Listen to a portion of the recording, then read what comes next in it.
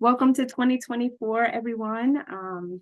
Whatever you did over the break that we had, I hope, despite illnesses and other things, I hope that people had an opportunity to check into the things that are important to you and were able to connect with the people and the things that matter most and that fuel you and bring you joy. Part of what brings me joy is being able to connect with this amazing group of professionals all across the nation doing incredibly impactful work and with a shared passion. So as we lean into that, I'll just share an overview of NACDEP. Thinking about NACDEP and the group that comes together, we'll just lean into our mission, which is a recent adaptation to our mission, and I'll just share it. We did spend some time working on these words and approving these words together as a group. So I'll just share them out loud. NACDEP is an organization dedicated to improving the visibility, coordination, and professional status and resource base of community and economic development extension programs and professionals. NACDEP does this by educating and recognizing extension professionals who support successful, diverse, and equitable programs and expand resources to strengthen communities. So I support this work wholeheartedly in my own personal life, goals, desires, and aspirations. And I know that many of you do the same. It might not look exactly the same, but this group that comes together, this is the work that we do. And our vision, NACDEP is an organization of extension professionals that connects, co-creates, and advocates for inclusive, diverse, equitable, and accessible community and economic development principles, programs, and activities to strengthen communities. So one of the beautiful things about NACDEP, and we use acronyms a lot, but I will say NACDEP, the National Association of Community Development Extension Professionals, is one of our extension associations that brings together people who have something related to community and the title of the work that we do. And there's any variation of what that title might be, but it also brings people who have something else in their title, maybe 4-H, agriculture, family and consumer sciences, or some variation thereof, but the work that you do is community development work. And I think that's the beauty of NACDEP, and one of the things that makes me really excited to be able to work with and connect with this group of amazing professionals such as you. So a quick overview of some of the things happening and some of the opportunities with NACDEP. NACDEP holds events, and so we'll get to hear a little bit more about this incredible conference that's going to be held in Houston, June 17th through the 20th. We had an opportunity as an executive board to go on site and meet with the team that's planning the Houston conference, see the amazing hotel, and get excited about some of the trips. So this is one you're not going to want to miss. I don't know if it will be in the slideshow later, but when we were there and we got a chance to tour around, it's just a beautiful facility. And I'll share this because I just think it's pretty cool. There's a rooftop pool, and at the rooftop pool, there's a lazy river and a pool shaped like the state of Texas. So I don't know where else you get that, but Dr. Michelle Ely and I had a conversation we needed to have to check in on some things. So we opted to just sit out by the pool after dinner and have that conversation. So I think you're going to want to be at Houston. The lineup is going to be great. The team has some amazing things happening, and we'll hear more from them a little bit later today. But some events that happen, we have annual conference this year is coming in Houston. We have regional meetings that happen throughout the year. And then there are plenty of opportunities to get connected.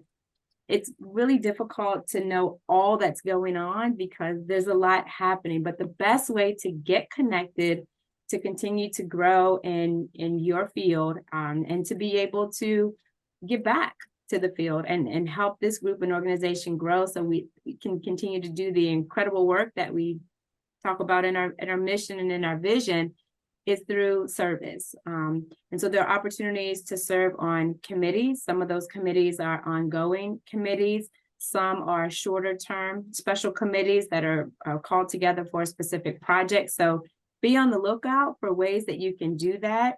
Reach out to any of the members of the board, anyone that you know that's on a committee, or anyone that's been connected with NACDEP for a while. And if you don't know, you can drop it in the chat and ask a question today. We'd love to be able to talk with you more about what some of those committees are. And then there are also collaborations, and we'll hear a little bit about some of those collaborations while we are on the session today. One of the things that you should know is we are a membership organization, and so there are dues that go along with being a member of the organization, and you should have received your invoices. I know that many of you have already, paid your invoices for this year's dues. We are currently in the grace period, so those were due the 31st of December, and the grace period is, Ricky, correct me if I say this wrong, February 28th. So we are currently in a grace period. So if you haven't been able to do that, or you need some help with that, feel free to drop something in the chat, and we can help you follow up with that. But we are in the grace period right now, and we do so many great things. I'm sure you're going to want to make sure that your membership is renewed. But we're happy to help you make sure that happens if that's something you're needing to still do. So during our time today, NACDEP New Year, which is so exciting. I love being able to start the year off with you. We're going to have some conference updates from the Houston conference. We're going to get to hear some award-winning presentations, and hope that will spark some ideas for you about some work you might do that should go up for having a proposal submitted for a presentation, or think of some colleagues that you might tap on the shoulder and encourage to submit work. We'll hear more about some of the technical nuts and bolts about how to submit a successful award nomination, and also how to submit a successful conference proposal. Then we'll have some updates from a few of our committees, and then we'll break to regional meetings. So what you don't see on the agenda is a planned break. So we're going to ask you to be intentional about taking care of yourself. We're all at different time zones. I'm on the East Coast, so it's actually noon here, but that's, for some of you, it's earlier, depending on, we just back all the way up. So think about what you need, and take that break when you need to take the break for you. And please be kind to yourself. All right. The meeting's being recorded, so if you need something that you missed, you'll be able to go back and capture the recording. So having said that, welcome again to NACDEP New Year 2024, and we will start with our Houston conference presentation.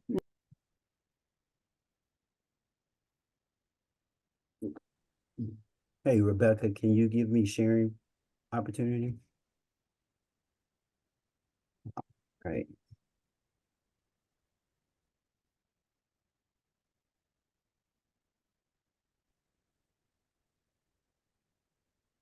Okay, so hopefully everyone can see my screen.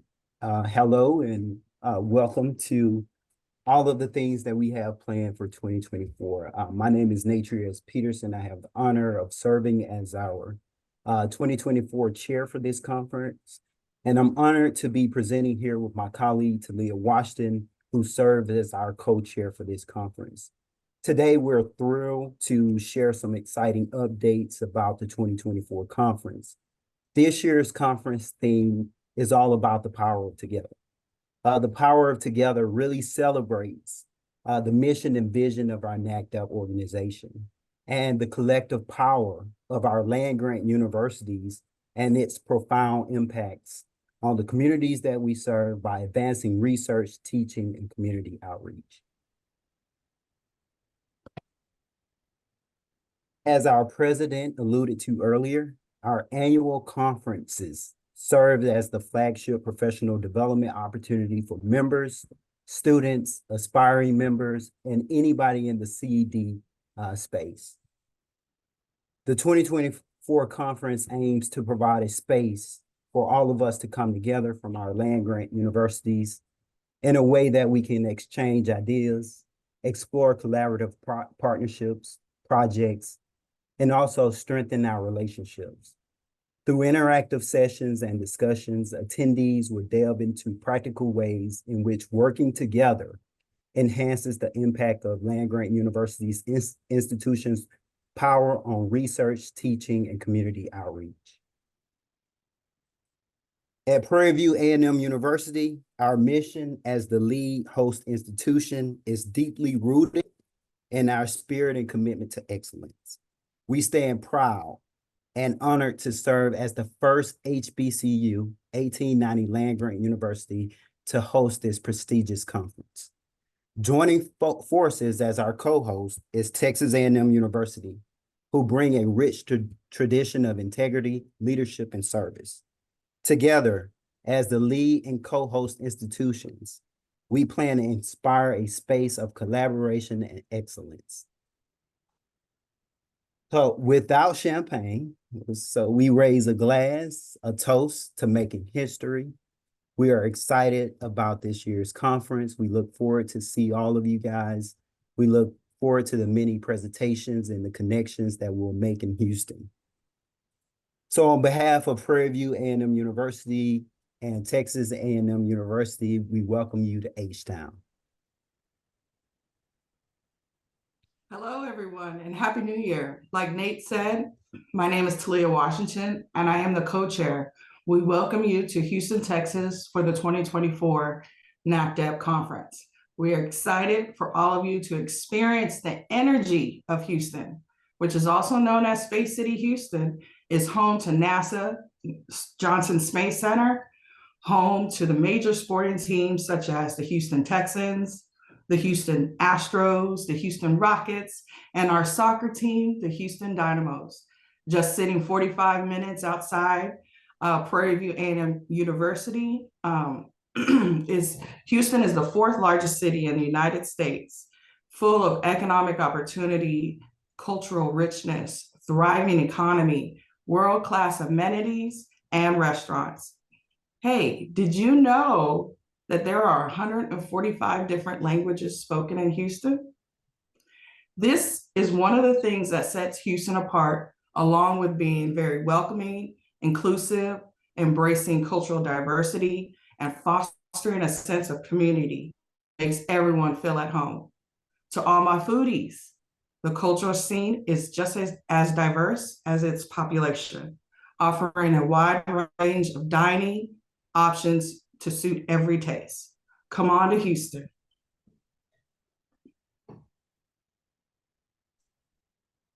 Throughout the conference, we are bringing the campus life to you. The HBCU experience will be featuring Prairie View A&M's Marching Storm Band. Will kick off the 2024 NACDEP annual conference at our welcome event. Throughout the week, we'll have many engaging activities planned, including morning yoga, walks in the park, evening networking events, a Juneteenth celebration, and rounding our time out with entertainment from Prairie View A&M University Jazz Band.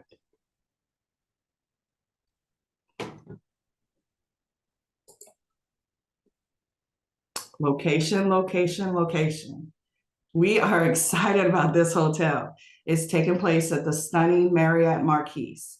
Like our president mentioned, it is a feature and a staple in the Houston area downtown. One of the premier hotels located in the heart. It is known for its iconic design with a stunning rooftop pool, lazy river, and the shape of Texas.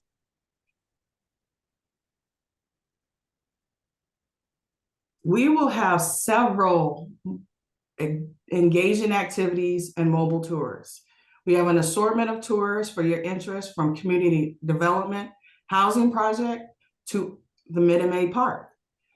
When registration opens, you can choose from the Port of Houston, which is a 90-minute boat tour, one of the largest, busiest ports in the US.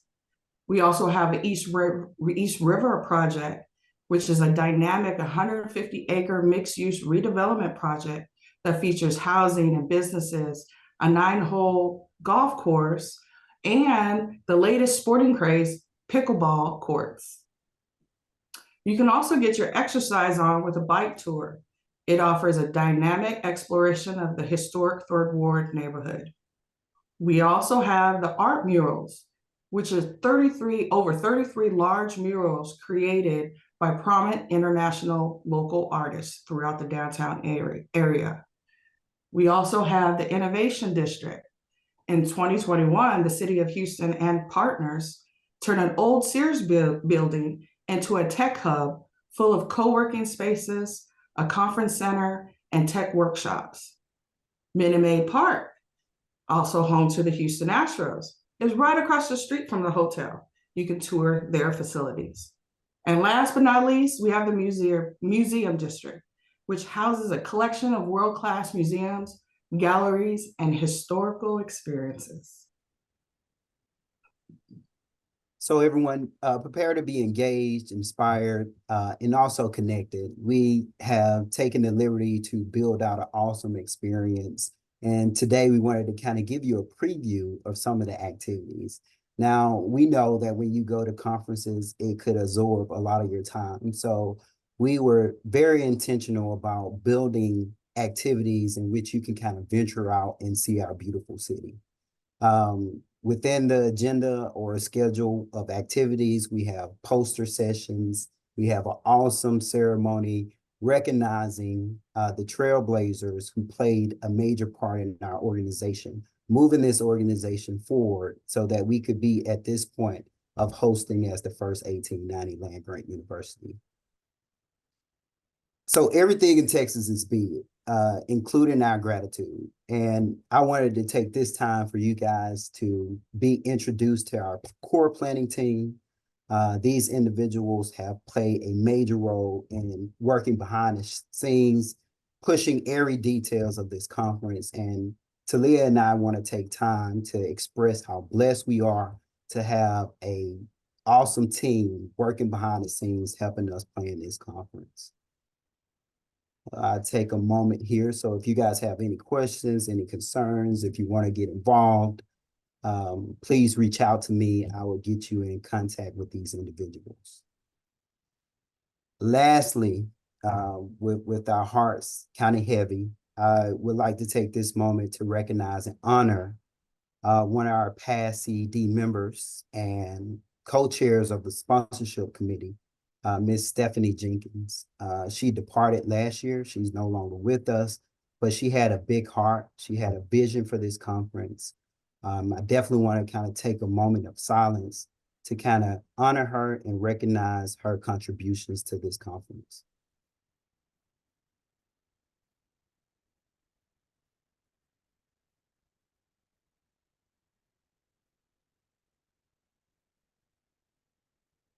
So the countdown has started. We are less than 158 days away from one of the best times that you'll have here in Houston. I definitely want to thank the board for coming down in October of last year, being able to kind of get immersed in the community, seeing the hotel firsthand. So without further ado, I just want to invite you guys to Houston. Come on to Houston. We look forward to seeing you, connecting with you, and just collaborating with you. Again, we are here, Talia and I, as the chair and co-chair. So if you have any questions, concerns, we look forward to having registration come out the first week of March. So, please go ahead and submit your travel. We want to have an awesome turnout this year. So again, thank you to the board. I'll turn it back over to you guys now.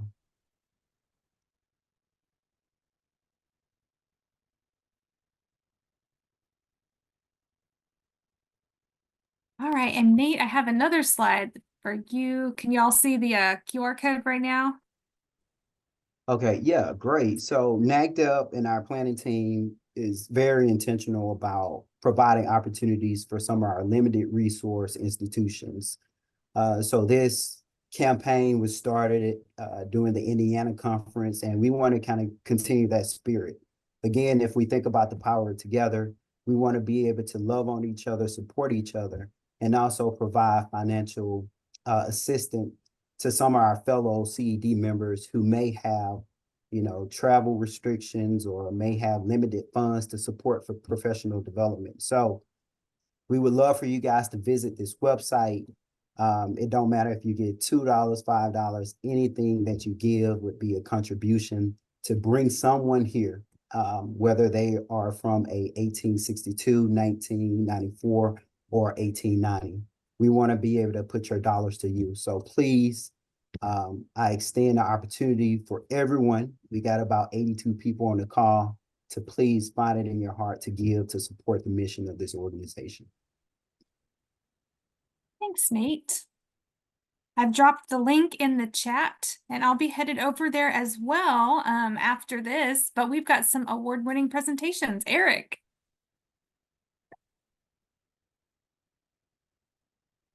Thank you.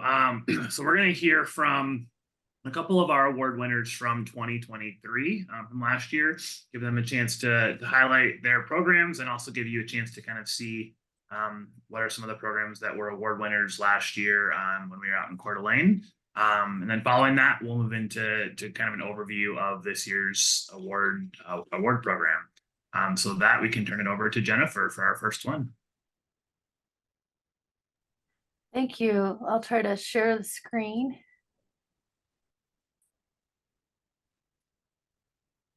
Do you guys see it okay? Yep. Okay. Great. Well, thank you so much for the opportunity to share a little bit about the work that I did. My name is Jennifer Werlin. I am located in Southeast Idaho, about 25 minutes or so from from Jackson Hole, Wyoming. So we're right on that Idaho-Wyoming border. And I am in a very rural, single extension educator county. So I kind of handle everything that comes into the extension office. And with that, everything that I do is very collaborative in the community. And I think that's like the main emphasis I'd like to share today, is that even though this is an individual award, everything I do is collaborative in the community. So a little bit of background and to provide some context. We are located in Teton County, Idaho, and within the greater Yellowstone-Teton ecosystem, we're kind of in that southern part. And the area that we live in is not really divided by state lines. It's more, if you're familiar with the watershed concept, I look at our food shed in a similar way. We have people crossing the border between Idaho and Wyoming on a daily basis. A lot of people live in Idaho and then they commute to Jackson Hole, Wyoming, where there's a little bit more economic opportunities and higher paying jobs. So people are constantly moving back and forth. And with that, so does our food. And to give you a little bit of context, I began my job in 2016 with a focus on community food systems. And at that time, there was a really grassroots group of people meeting. There was farmers and chefs, and they wanted to have some more farm to table events and a local food directory. And I quickly learned that this group would kind of run out of steam and that there wasn't really any leadership in it. And I helped them to then do some strategic planning, and we became the Teton Food and Farm Coalition. And so I've been coordinating and facilitating meetings with this group of people since 2016, and we meet primarily during the winter months. Over the years, we learned that while we have a really strong local food movement, there's tourism that's happening in our area, but not a lot around our food systems or around farming. In my county, we have a strong agricultural heritage, and that's really important across demographics and political affiliations. It's something that we all have in common, is that we love our rural agricultural heritage. And so with rapid land use development occurring in our community, we thought that agritourism, so having that farm experience, could be one way that farmers could diversify and try to keep their land in production and keep it as a family farm. So we are in a very kind of short season growing environment. And with that, there's some challenges. Over in Jackson Hole, Wyoming, they have a lot shorter growing seasons. So a lot of the farmers that supply the locally produced food actually live in my county in Idaho. So that serves as an opportunity to kind of promote our local farms and to help to reduce land, like the conversion of farms into development and other things by promoting that agritourism. So back in the end of 2019, early 2020, before COVID really hit, we wanted to really look at what types of agritourism opportunities exist in our area and then see how we could help strengthen those opportunities. Well, when the pandemic began, we then started to have a lot of concerns about what's going to happen to our local food system and are we not going to be able to have a strong, are the farmers not going to be able to have a good season and be able to sell their goods? And so there a lot of other questions arose, and that's kind of what formed some of our main components of our project.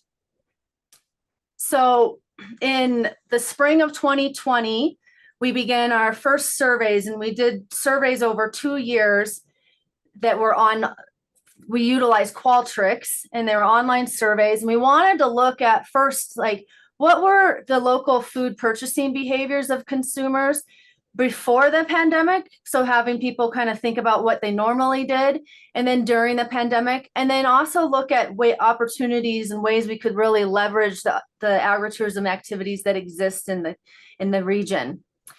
The other component of the project is we wanted to develop this online database and get an agritourism, a local food directory online. So the project itself was really collaborative. We have 5 different nonprofits or government organizations that participate with this food coalition. There's over 100 individuals that are on our online listserv. And then I've been really fortunate to have AmeriCorps volunteers help me with the project with the data collection. We used mixed methods research using that Qualtrics survey. And we were looking at 3 main sectors of agritourism. So looking at food and sales, on-farm experiences, and education. And then we wanted to know if people's behavior may have shifted due to the pandemic. The demographics of the survey were primarily women and fairly affluent with income. In our area, to put it in context, the Teton counties, Idaho and Wyoming, have the largest income gap in the nation. There's a lot of really affluent people, and then a lot of the people like the haves. It's like the haves and have-nots. And a lot of the people that live in our community are involved in the service industry. So that's an important thing to think about. And then a lot of the people who partake and like to purchase in local food and partake in the agritourism activities, they also have some income and they can afford to pay a premium. So we defined agritourism pretty broadly. We looked at it as any activity that brings visitors to a farm or ranch, or if there's consumers that interact with the farmers or ranchers. We looked at different activities that people may participate in, and this included direct-to-consumer sales, educational opportunities, hospitality, recreation, and entertainment. So with the surveys, we found that a lot of the fears we had with people not being, or the farmers not being able to sell their goods, or just in terms of people maybe not participating in agritourism activities, those fears didn't really manifest. In fact, there was an increase in agritourism over the 2 years that we did this study. About 50% of the respondents reported that their participation in local food purchasing habits stayed the same during the pandemic. So they didn't really change their agritourism participation. And then about 46% reported that they occasionally participate in agritourism. And most of the people who did take the survey were locals. So there is opportunities to try to survey visitors. And that was one limitation we had during the pandemic. We weren't able to go out and reach a lot of those visitors that we had intended because we had concerns about COVID and we didn't want to really interact with people so much. So the survey was done online. And then the top agritourism activities that we had were that people wanted to visit or shop at the farmers market.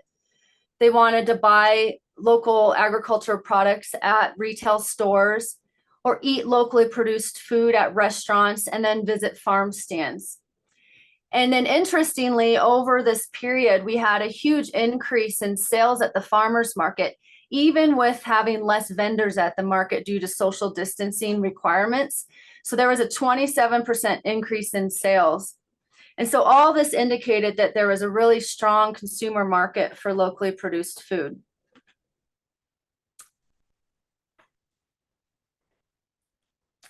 So in 2022, an online agritourism directory for the region was published at TetonFoodFarmCoalition.org. And we used a GIS story map format hosted with the University of Idaho. And it's really interactive. And we did some upgrades over the past year with some new technology. And it's really neat to be able to go through and look and see where people can buy locally produced food or participate in an agritourism activity. So the direct the local farms, ranches, and other businesses that participate in agritourism in our food shed, with specific activities outlined under each listing. Work is underway through University of Idaho Extension and our coalition partners to increase the search accessibility of the directory by organizing listings under specific agritourism activities such as food and sales, experiences, and education. And the directory is supported and updated by the University of Idaho Extension in Teton County and our food coalition partners. So moving forward, tourism boards, organizations, and governments can use this data to help promote local agriculture by highlighting the diverse agritourism opportunities in the food shed. And the continuing research, as well as the development of the regional agritourism website, will help promote and assist growth of agritourism in the Tetons, specifically farmers markets, food festivals and events, school garden and agricultural programs, and developing agritourism-friendly land use policies and buy local campaigns. So that is the brief overview. And I don't know, Eric, if you want to just wait for questions, or I tried to keep the presentation short so we would have time. Yeah, thanks. We will have some time for questions after we get through each of the presentations. So if you're listening and you've got questions for Jennifer, we've got a couple more presenters, and then we will get to some time for questions. Next up, we've got Kenzie Johnston from Ohio State University. Let me see if we can stop the share. How do we do that? There we go.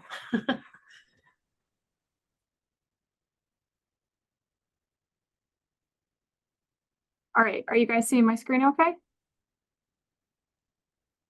We are seeing, there it goes. Yes. Good. Okay. All right, well, welcome everybody, and thanks again for the opportunity to talk a little bit about my award-winning program. And like Jennifer mentioned, these are individual awards, but as we know in Extension, no work actually gets done by just one individual. So I'll talk a little bit about my leadership development training that I did with my Master Gardener volunteers. And I should say, real quick, I am a dual program educator at Ohio State, meaning I work in community development as well as ag and natural resources, which is why I get the opportunity to give leadership to our Master Gardener volunteer program. So I started this role in 2018, and there was over 100 Master Gardener volunteers that I would get to coordinate, and I honestly had no clue what that meant or how I would work with them. So after watching them interact and just sit in on their meetings and talk to them and figure out what it was I could provide leadership to, I decided to kind of start with the why. So really taking time to get to know who they were, why they wanted to be a volunteer, and then how they plan to be a volunteer. So I think a lot of times we have people that want to be part of Extension or they want to volunteer with Extension, but like for what purpose? So it was important for me to figure out their why. Why were they motivated to volunteer with us? And what I gathered was they all just wanted to interact with one another, but didn't really know what it meant to be a volunteer. So that led to the creation of my curriculum development that looked specifically at the history of the land-grant college system. So as many of you on the call have mentioned land grants and universities and all kinds of extension organizations, I think it's important to train our volunteers as to how we're able to do the work that we're able to do. So I have this 3-hour session that I make all of my Master Gardener volunteers sit through, which they've actually given really good feedback. They're all about it. A lot of people are interested to know why Extension exists, the history of the land-grant college, and then obviously this specific program is tailored to Ohio State Extension, and then what it means to be a Master Gardener and why the volunteer program exists. So this really spearheaded the leadership development modules that I'll talk about here in a few minutes. But I think it's important to note that when we do have volunteers that want to be part of our organization, or even educators, Extension seems to have a revolving door, and a lot of educators don't even understand the history of the land-grant college. So I think this presentation really helps us understand where that funding comes from and how our job is actually possible. So like I said, gotten really good feedback on this, and I'm happy to share these slides or even present virtually if you guys have an interest in that. But it really gets at the essence of why we do what we do and how we get it done. So after we get through the land-grant college history, then there's this 12-month curriculum that I worked with my Master Gardener board to develop, and also some of my community development colleagues here at Ohio State. So we were looking at different things that were related to leadership development and how we could provide training beyond that. So when we talk about providing training, we also talk about what it takes to be a good board member. So it's like some boardmanship training, and then also just working with groups in different capacities. So these are the 12 modules that we tried to emphasize at each of our monthly meetings. So our Master Gardeners meet once a month, and each meeting we tried to have one of these topics be the forefront of the educational purpose. So the reason we focused on this was because we realized that we had this board and we didn't have volunteers that were willing to step up into board positions.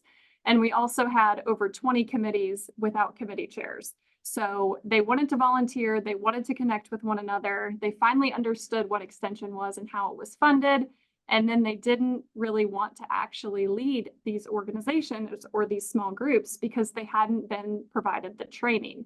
So when we talk about training Master Gardeners, we give them all of the horticulture information, but we don't actually train them on how to be leaders. And this is a volunteer program that needs leaders. So we started to implement some of this more at our board meetings. There was, I think, 7 board members that I worked specifically with. And then we also focused on, like I said, making sure at each monthly meeting, we worked through some of these topics. And these are not new leadership development topics. I do realize that, but they are topics that were helpful to us.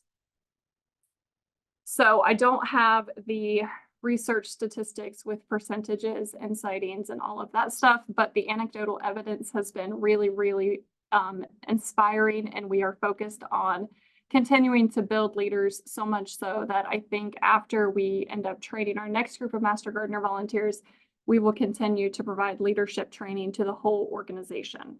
So it's really just an emphasis of finding ways that I can work with both of my program areas to deliver products that are useful to our people, because that's what we're all about, making our people better, helping empower our people to help lead the Extension mission. So that is a quick overview of my project. All right, thank you so much, Kenzie. So we've heard from a couple of individual award winners. Next, we're going to hear about 2 different team awards. And to share about those, we've got Chris Seeger. Thank you. Let me go ahead and get things shared here.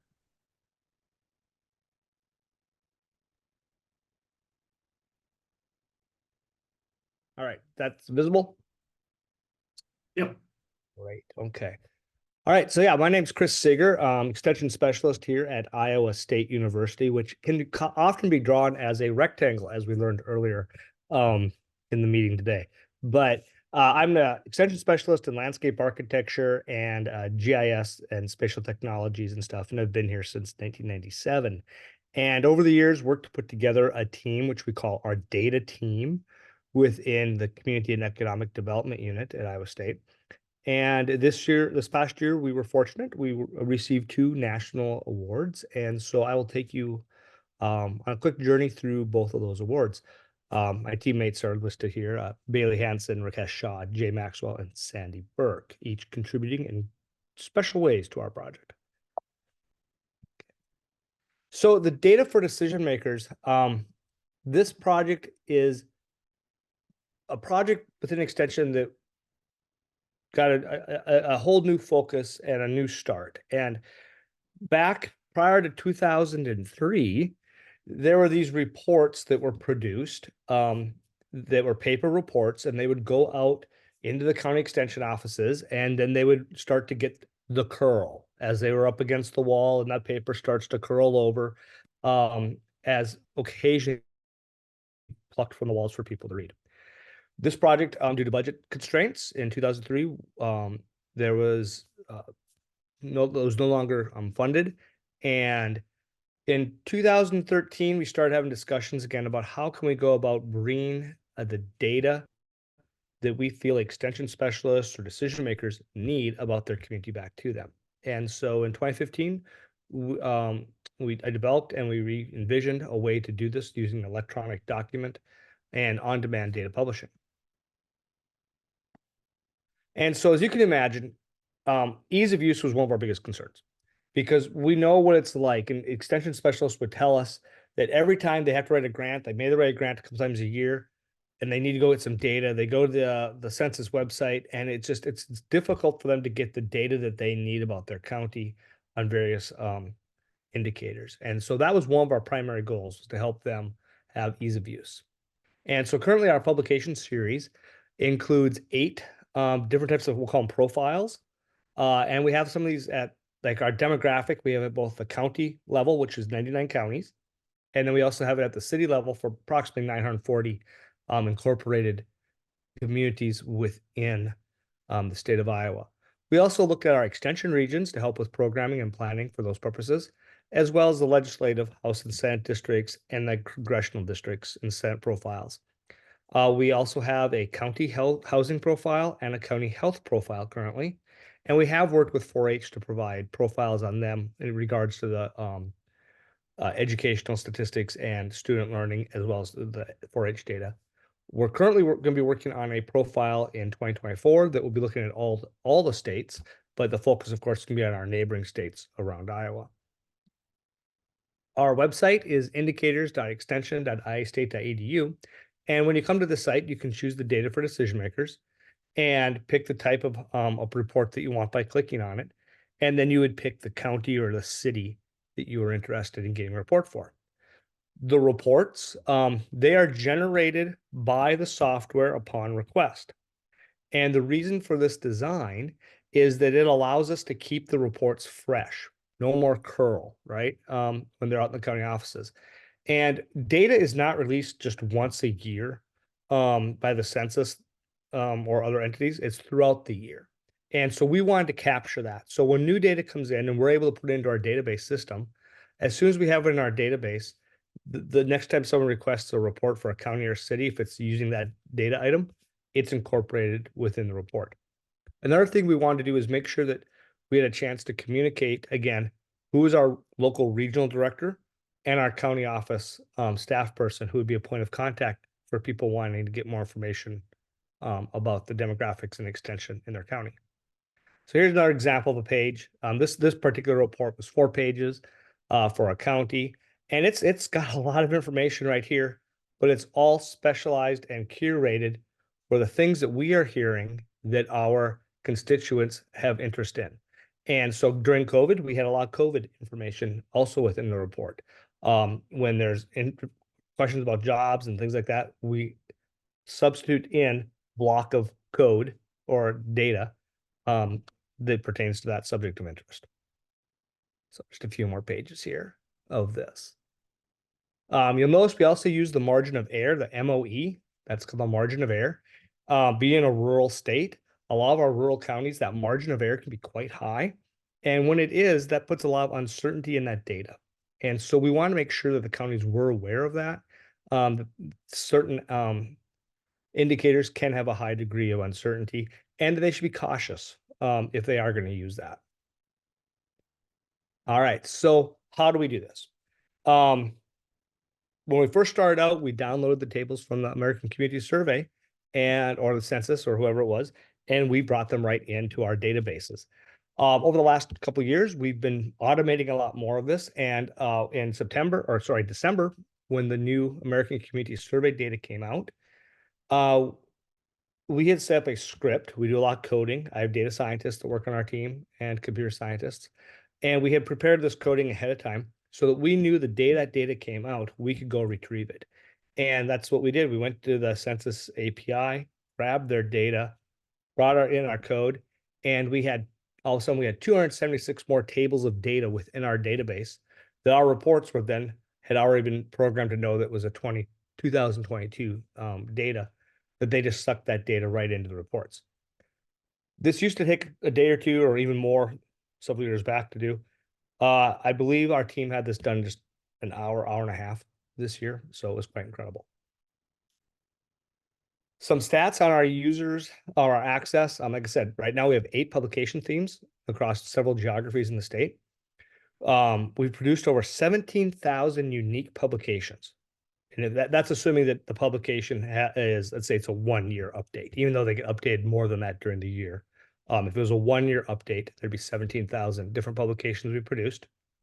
We know we've had over 45,000 unique downloads, and that's only a small percentage of how much they're used, because people will download the report and then they will email it to their entire team, or they'll print it out, or they'll share it at their city council meeting.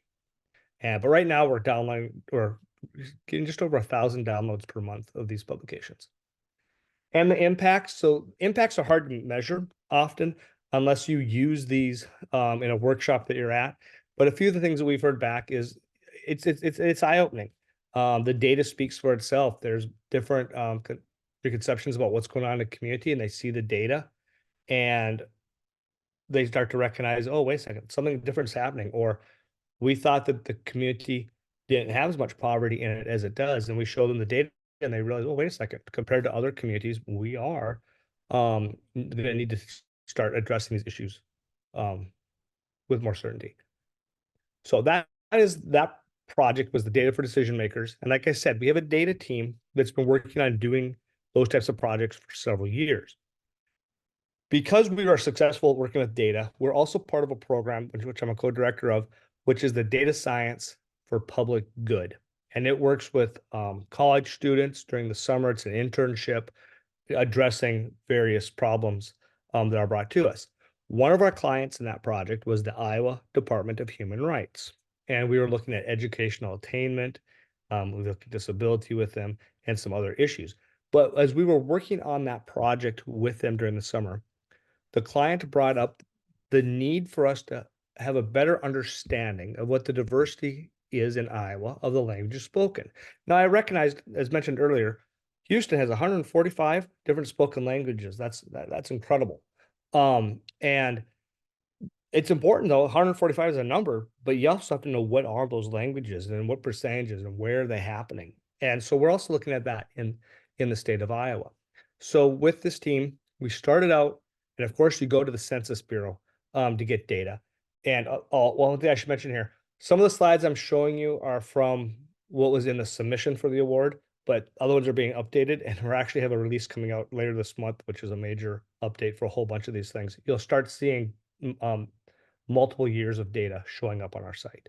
But anyway, when we started the project, we went to the source for Census Bureau, and unfortunately, the data we can get on languages from the Census Bureau is limited to 12 categories for Iowa. and they're grouped together. And so that really doesn't give us much granularity to understand what type of language services may be needed in different populations and communities.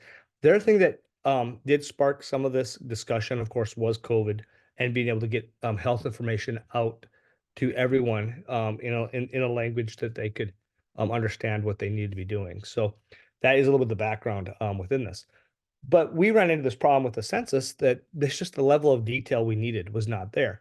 But we did solve some things and realize, hey, we can use their data and look at the counties, or we can look at legislative housing or Iowa House districts to see where different populations are. Here we're seeing the Spanish population. And then we can also track this over time. But as our team worked on this, we were trying to think, well, how can we solve this? And we were aware that the Department of Education also collected some school statistics that maybe we could use as a proxy to better understand the variety of languages being spoken and where they're spoken and the diversity. And so here's an example of the data that we would get. And this is what they'd post on their site and made publicly available. And it told us the school district name and the county, and then how many English learners were in each class. But what we were interested in is, well, what language do they speak? I mean, it's nice to know that there's a large number of English learners in a certain school district, but we don't know what languages they're speaking. And so we visited with the department, and it turns out they had more data, finer grain, that wasn't on their website. And so now what we get from them is a school district, and we get the number of individuals speaking a certain language within the school. And so we got that data, but it was really messy.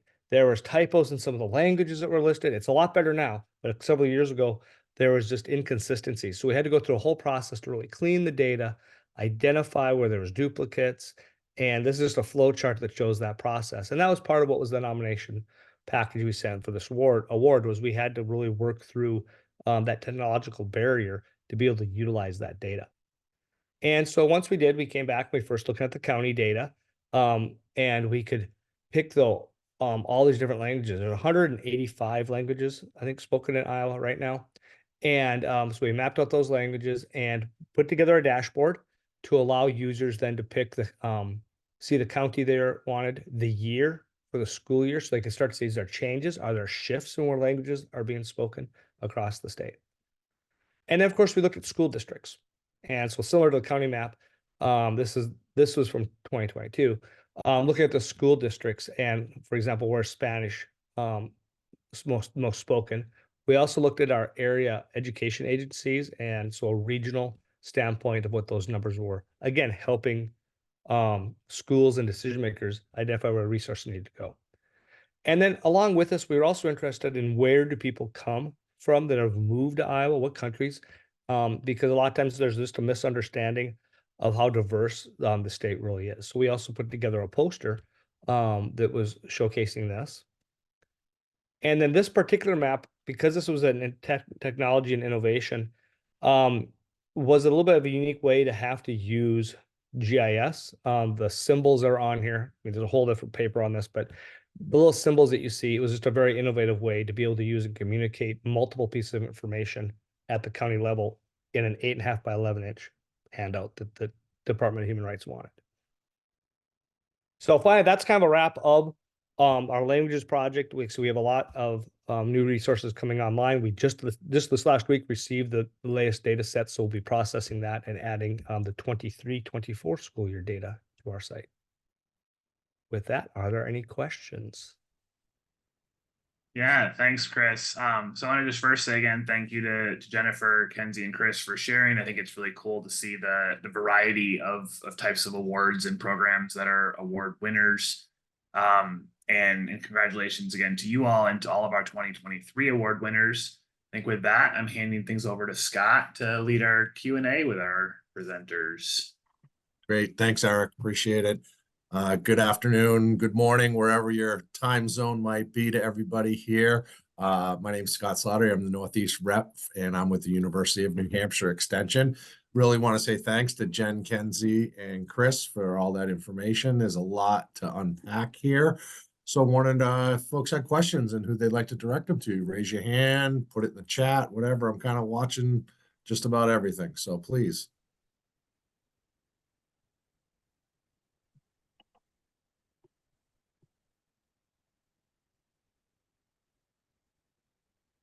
Well, can I share one thing that's a recommendation for people filling out an award? Please do, Chris. Thank you. So you can do all the work, okay? That's great. The part that we stumble on these awards or any awards tends to be the documentation of the impacts or the quotes. And I understand for some people that those might be really easy because of the format in which you're doing your project. But for us, usually we got the project created and delivered working with a client or partner. And then it was time for us to move on to work with the next client or partner, right? Those quotes and those impacts, we get a top level information on that, but really the partner is the one that gets those. But then you have to get them to share that information back to you. And we found that to be one of the biggest struggles with any of our awards that we do is once the things it's all done, 1 year, 2 years, 3 years later, getting the information on what the impact was from their perspective. Yeah, I have to agree with Crystal's take in the chat. The presentation certainly does reflect all the various work that everybody's doing in economic development. Who else got a question? Well, there is a comment in the chat about sharing slides, and I think Eric was emailed the presentation, so maybe they could just put PDF slides up if people are willing to do that. I don't mind. Yeah, certainly. Yeah, we can do that. Yep. Eric, I'll send you a new PDF of these two shows too. Chris, we have a question in the chat for you from Rebecca. She wanted to know who is primarily downloading the data. Is it agents or people that give you their address, or are there people just finding the data by themselves? Okay, so in reference to the data for decision makers, we do track quite a bit of information. We can't track on the downloads exactly who as much as we'd like to because of individual rights and stuff, but we do know what data is being downloaded. So we know which counties, which cities, what topics, when they're downloaded. If we have, if one of our specialists has gone out to a county to do a program, maybe the program is, they're using our resource within their program to deliver information about the community or the region and county. We'll see, of course, a spike in the data downloads, and after that information is being shared. But so we know, though, I mean, we get a lot of feedback from a lot of counties, leadership, council of governments will use our information, state agencies.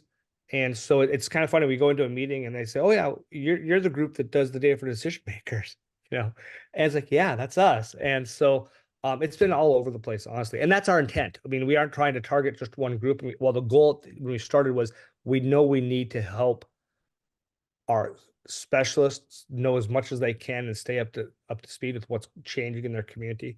It was not going to be limited to just that. Thank you, Chris. Just more comments in the chat. Just great work. I can't echo those sentiments enough with all of our colleagues across the country. Any last questions before we kind of turn it over to the next part of the section? I wanted to make sure we gave enough time for it, but it seems like we have a quiet group here today, Crystal. Go ahead. I have a question, Scott. Please, go ahead. So this is really a like your best 30 to 60 second response, which is going to be really hard, and it's for all the presenters. But just if someone wanted to replicate some of the work that you're doing, right? What is a first step? Obviously, there's lots of steps, but what would you recommend as a first step if someone says, "I think this would be really great for my state, my locality, my community, whatever"? What would you recommend as a first, well, maybe a second step, because first step is to get your information and contact you. I'm going to just throw that one out there for everybody. So what's the next step? Where would they start?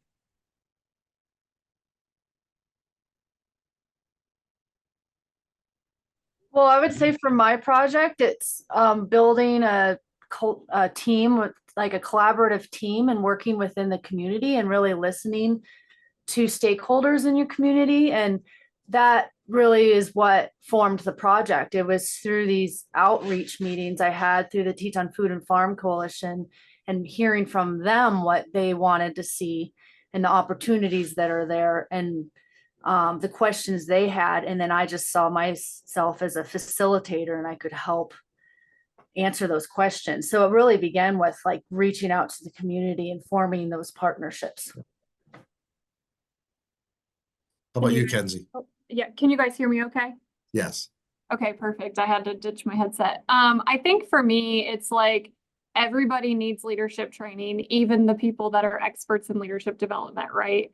So just acknowledging the fact that no matter where we're at in the process of being a leader, we can always get better and we can always grow more people. So maybe you don't have a Master Gardener program that you get paid to work with.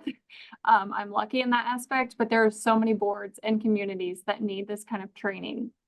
And I think for us in my specific county is we're trying to grow future leaders. So people in that 18 to 25 year age bracket that don't want to be in township trustee positions or don't know the first steps of becoming a county commissioner. So trying to just work with younger youth, or I guess young adults, to figure out how they can be leaders no matter where we're at. So we often talk about everybody should be a leader, but maybe I'm not in a position to be a leader. No, we all are. We all have a role in being a leader. So just getting everybody to buy into that and finding what works for the group that you're working with. There's lots of farm bureaus and soybean associations and all kinds of nonprofits that need this kind of leadership development. So just finding that group that you want to work with and then run with it. Chris, how about you? We'll give you the Yeah. last word. So I think on both projects, I would say start by identifying, if you can, a few other people within your organization that would also be interested in doing this. Like with the data for decision makers, or our indicators program in general. I mean, we're more than happy to meet with you and help give you ideas to get started. But I'll tell you, if it's one person, we're going to overwhelm you. And I don't want that for you to feel that way. So if you can get a small team together, and then we're happy to meet with you and give you ideas of where to start, and things you can work on, that's gonna be really important. Just because no one person can do all of this. I mean, I said, we listed on the team and the award, behind each of those individuals that's listed, there's 3 or 4 more either grad students or undergrads or people that have helped us over the years. And so it's really important to recognize just how much of a team it takes. On the languages project, I would, if you're interested in doing this, I would really just know that, I mean, the census data is going to have limited data for you. Well, I would really take a look at what your state offers for language data based upon what's collected at the schools. We are also looking at other agencies right now to help expand our sources of information, because at the end of the day, we're still getting proxy information, but the best proxy information we can get is going to help us answer some of the questions we have. Thank you, Chris. Appreciate that. Crystal, I think we'll turn it over and go on to the next spot about submitting proposals and for awards. Yeah, so I'm gonna actually take this one. And again, my name's Eric Walcott. I'm co-chair of the NACDEP Recognition Committee along with Tamara Ogle. I'm going to do a quick overview of how to submit successful award nominations so that you might be able to be a 2024 award winner. We've made a few changes to the process this year. Hopefully that makes things easier for everybody. So I'm going to do a quick overview of award categories, and then I'll highlight some of those changes. So first, I just want to, again, remind everyone of our award categories. On this slide, you see award categories that you can nominate yourself or a colleague for. We have individual and team awards. We heard some of those today, for excellence in community development work, cross-program, educational materials, educational technology, innovation and creativity, and diversity. And then we have the team award specifically for teamwork. Again, these are ones you could nominate yourself or your own program for, or you could nominate a colleague for. And you can find more in-depth descriptions of each of these on the NACDEP website. And we'll share the link to that as well. And I'll show that page in a couple minutes. On this slide, you see our 2 distinguished awards. We have the Distinguished Service Award and the Distinguished Career Award. These are awards that we do not accept self-nominations. They have to be nominated by somebody else. And the requirements for that are listed in the awards description. The requirements for these ones are also a little bit different for the nominations.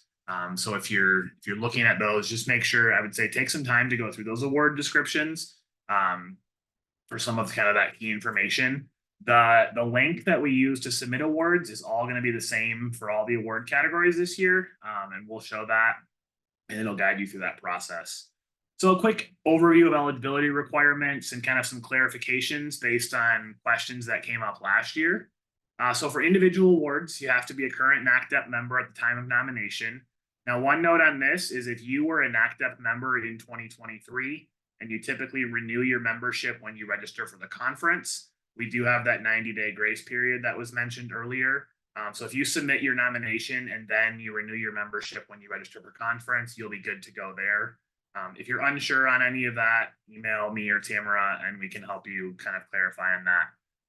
For team awards, at least 2/5 of university or extension professionals must be members, with the exception of the cross-program team award, because we recognize that may be people outside of kind of the community development space. So to be clear on that, university or extension professionals that are part of your award should be counted as members of your team. So if you've got multiple university or extension professionals that are a part of that, that's a team award. Community partners or outside collaborators can be listed separately for recognition and don't count against that 2/5 requirement. So another important thing here, if you're nominating a program that maybe you're the only university or extension person on the program and you had outside partners and collaborators, I think Jen and Kenzie both mentioned, it's their individual awards, but it's everything that we do really is partnership work. If they're outside partners and collaborators, then that should be submitted again for individual awards. And then nominations should be for efforts that were within the 2023 calendar year. And then we can't submit a program for multiple award categories. Pick the one that you think is the best fit, and go with that. If we can go to our next slide. We've got a couple of changes for this year just to pay attention to. So the biggest one is that all the nominations this year are going to be submitted through a Qualtrics form on the NACDEP website. So it used to be that you'd put together your nomination packet and upload it. This year, it's going to be through a Qualtrics form, and the link is on the website.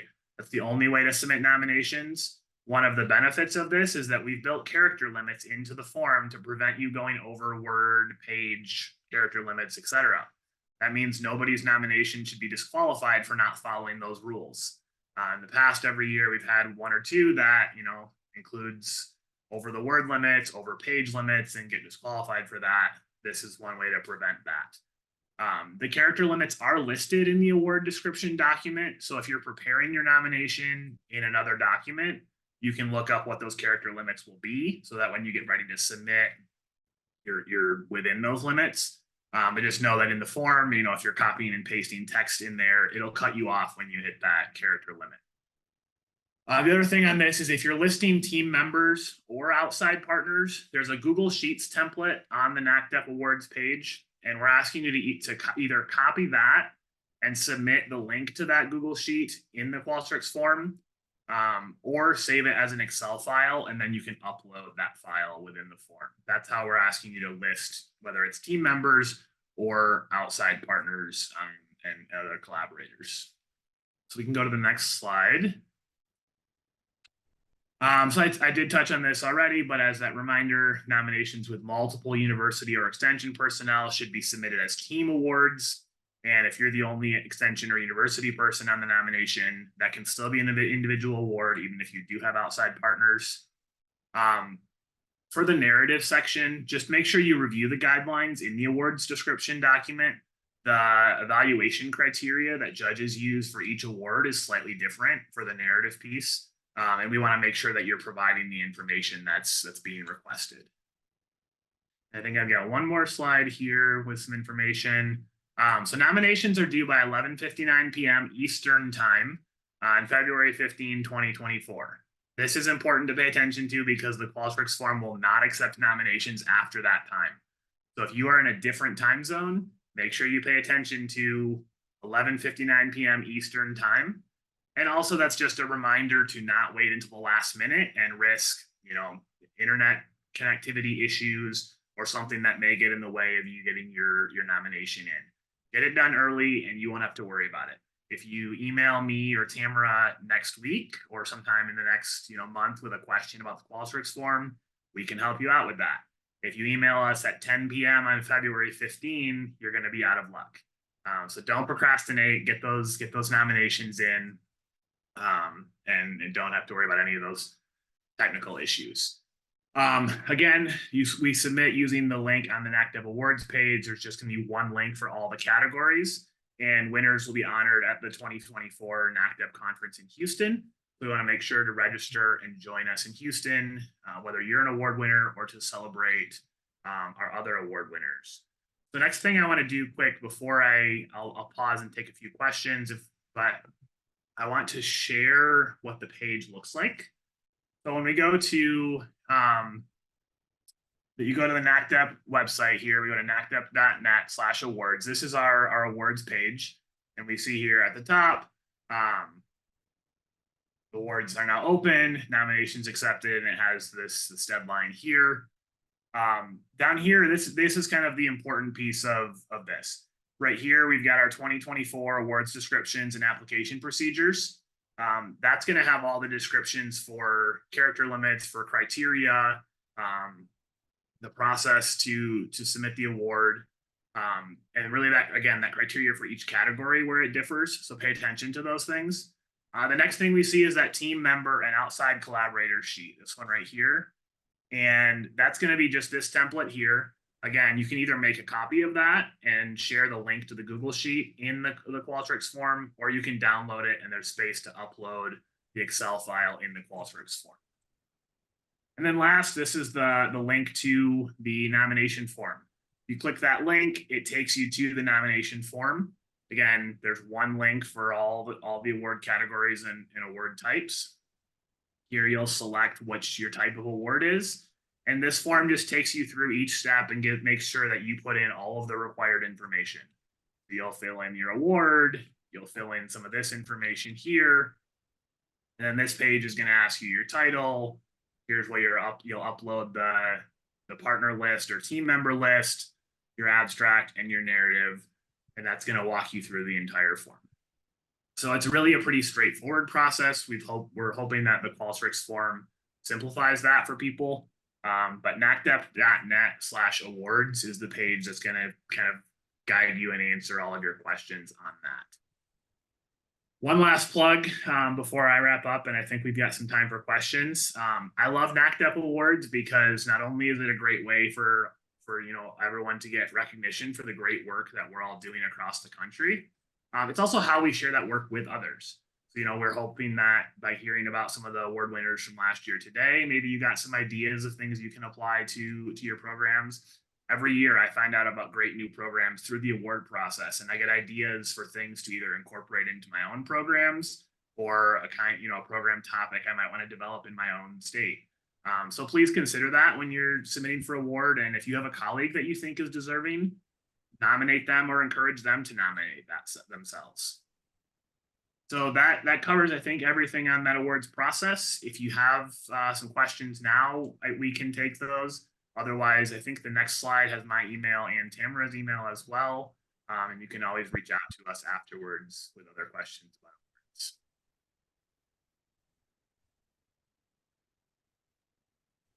Eric, this is Rebecca. I did have a couple of, I wanted to point out one thing and then I had a question, but on the PDF, I think you guys have laid out there how many points everything is worth, which is so nice because a lot of times when you're filling out an awards application, like you don't exactly know what really matters or what doesn't. So I think that's so helpful, and I encourage everyone to really look through those because it can be kind of tough. And I know you and Tamara would be willing to help to figure out maybe what category is best. The question I have is when I went to the link, can you move backwards without filling things in so that we can see what the questions I could when you were scrolling through, but is it possible to get it so that there's a back button there even before you filled out any information so that you can scroll forward? Maybe not, because you need to make sure that all the boxes are answered. But yeah, so you'll have to fill in some of the information in order to move forward. But so after the page with the narrative section, the next page just says make sure your submission is complete before you hit submit. So if you just kind of quick filled in the information on what's the award and your name, then you could click to the next page and it'll show you the region, narrative, and those things to see all the questions. Okay, awesome. Back to the earlier pages. Great, thanks. Any other questions for Eric?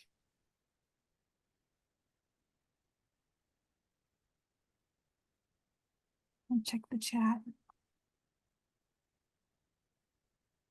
That's exciting. Eric and Tamara, y'all have made it so easy this year that everybody just knows, like, oh, wait, I can do this. We've got a great committee. And so yeah, thanks to everyone on the committee for lots of ideas and brainstorming that went into, all right, how can we make this as easy as possible for everybody? All right, well, we will continue to watch the chat, but I know that Jamie Ray Walker is here as well.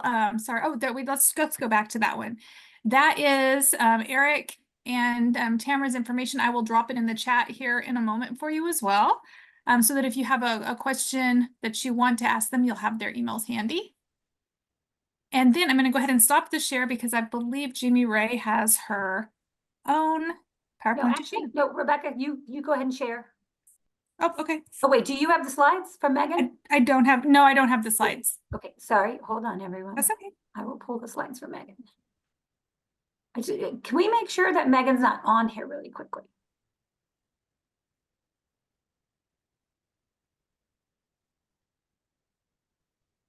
I don't think so, but Okay, no, she had, Happy New Year, everyone. Megan and I both have other meetings at this time, so we were trying to figure out which one of us could jump over the fastest. And y'all are way ahead on schedule, which is great for everyone. So, okay, Rebecca, I will share. Okay, can someone let me know if they can see the slides? we are seeing the slide. We just need it to go full screen, please. Okay. Are we there, Rebecca? We are, thanks. All right. Happy New Year, everyone. I hope everyone is excited and had some time maybe to reflect back on what you accomplished last year, and thinking about how you might turn that into a session or a poster to share with your peers and your colleagues, so that they too can learn from everything exciting and amazing you did.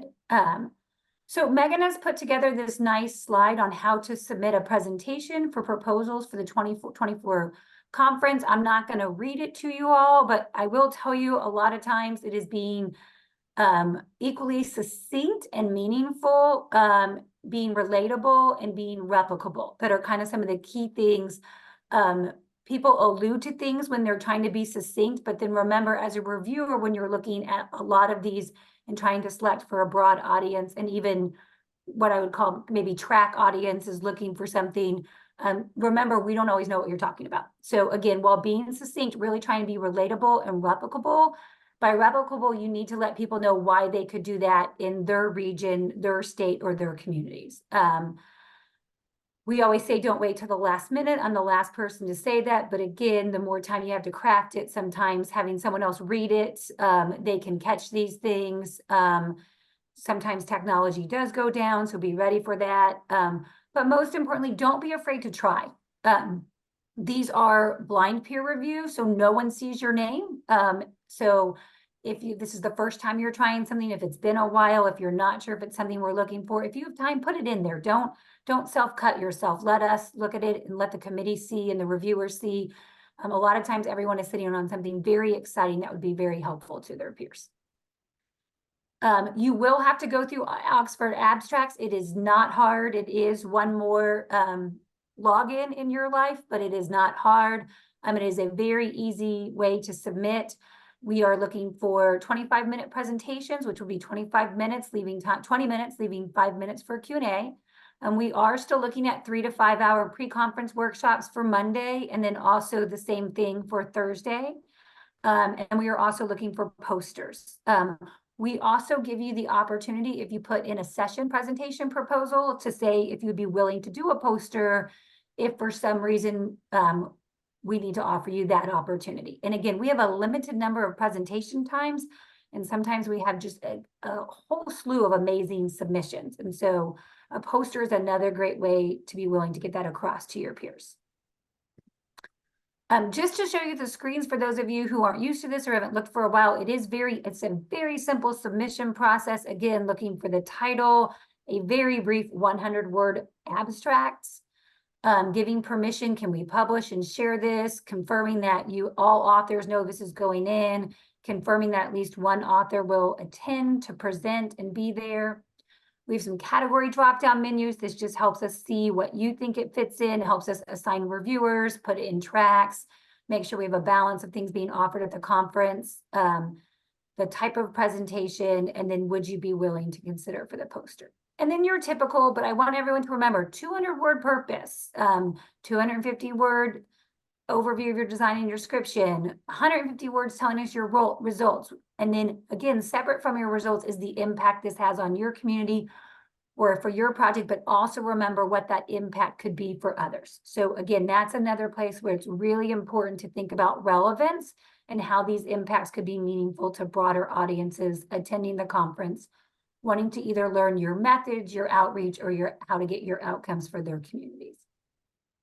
On another note, I've mentioned reviewers a lot, and we do need people to help review. And if you've never reviewed, this is something, if you feel you have experience, you feel you have the aptitude to do, you do not have to have experience. Everyone has to start being a reviewer at some time. I think every one of us brings expertise to being able to look at analytically, would these be helpful and meaningful to their peers? So take a second to pop that scan that QR code with your camera. We'll leave this here for the minute. And we will also get this out through the NACDEP recruiting methods we've been using. And please, please, please, if you're willing to help read, it does not take long. It is actually very nerdy fun. I know that comes from your Journal of Extension rep who likes all this type of stuff, but it is very fun to see what everyone's doing. It does not take long. Oxford Abstracts makes it a very fluid, easy situation for reviewers on ranking through a rubric, and it's a great way to contribute to NACDEP and helping us go through these. It is a firm deadline. I'm going to say this multiple times. It is a firm deadline, January 22nd, 11:59 p.m. Eastern time. So for you, those of you with me Central time, that comes up fast. But and we will send lots of reminders out between now and then that as of few days before, we'll remind everyone. But we, in the past, have stuck with a firm deadline and received enough submissions. And so we have moved away from extending it. We have a very short turnaround to get all these organized out to reviewers, collated and into a program for everyone as you're trying to get authorization to attend the conference for travel. So I know I went pretty quickly. I want to put a big shout out to Megan Rodriguez, who's been a phenomenal chair for this committee, and to Patty, the previous leader of this effort. She has jumped into lots of meetings to help Megan and I and the whole crew figure out what we need to be doing. So any questions? And I'm going to go back to that reviewer. And NACDEP did just yesterday through the listserv send out the links for getting into Oxford Abstracts and putting submissions in. If you don't have that, please reach out to Meg and I or anyone, and we will get that link to you. It's also on all of the conference webpage information. If I went too fast, just let me know. I'm happy to answer questions. There's a question from Victor in the chat, and he also has his hand raised. So Victor, do you want to ask live? Sure. And of course, my camera doesn't want to come on now. I saw just briefly saying that only finished projects. Now I have a question as to what is considered a finished project, because working on a project that will be 6 months into by the time the conference comes around, it's not a project that's aimed to be finished. It's an ongoing thing. So Victor, I'm going to use one of my examples. We were on a 5-year grant project, but we had very clear milestones throughout all 5 years. And I believe we have presented, I know we presented 2 years, possibly 3 years on project milestones as we've reached them in different portions of the project that we have accomplished. So I'm going to leave it to you if you have time. I hope you thought that submission form was fairly simple. If you have a project of this magnitude, that form probably did look simple to you. I would put it in and emphasize where you're at and why you're at a stopping point that's shareable, because we don't know how big your project is. So maybe craft it and tailor it to present what you already have, and then let the reviewers decide. I wouldn't self-cut based on your bigger picture view that we don't have. Great. I hope that was That's helpful. perfect. Yes, absolutely. Thank you much.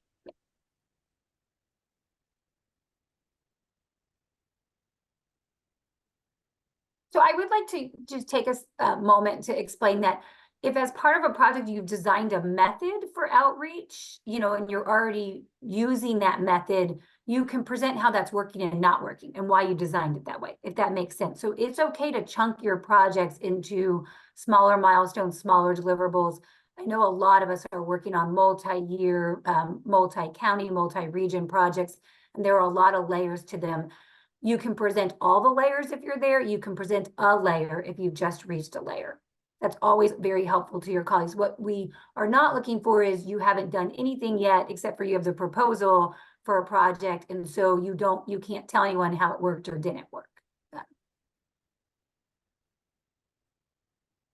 I see that we have a question about conference registration and when that will be up. And so I'll open that for Nate here in a moment.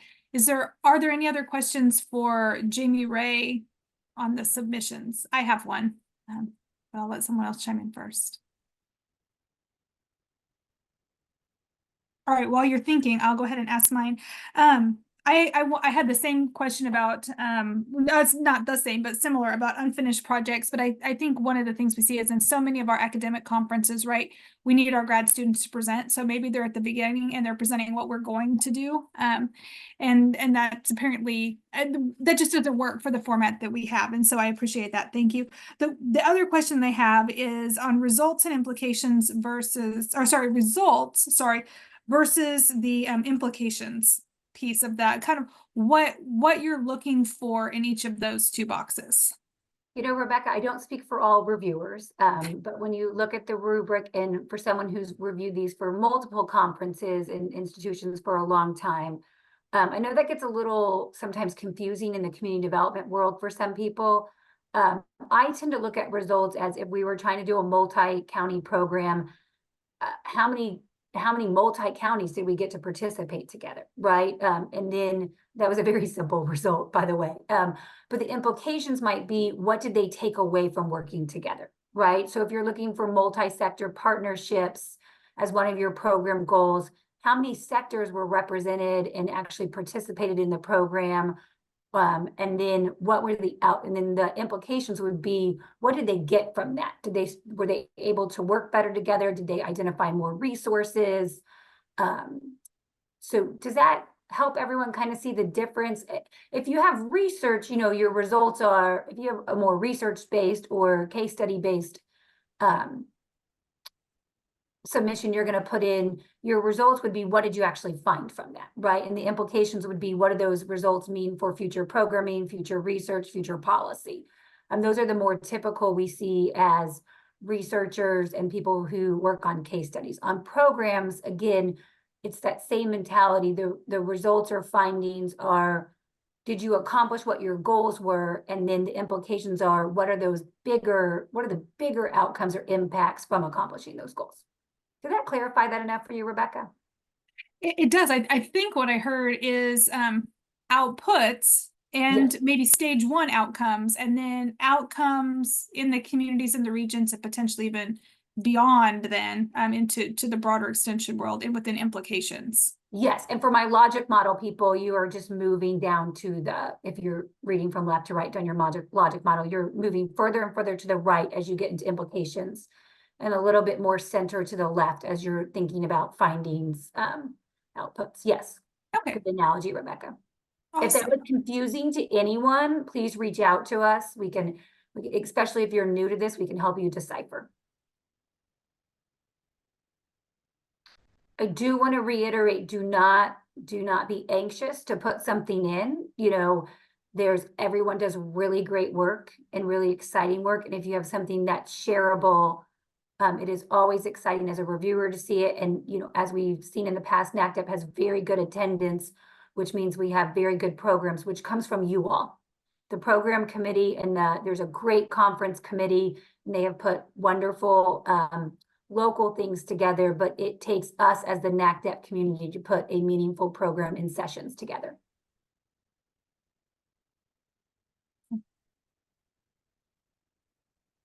All right. Thank you. That was very helpful. I'm sorry, they have answered the question about conference correspondence in the chat. So I'm going to pass that off because that is outside my area.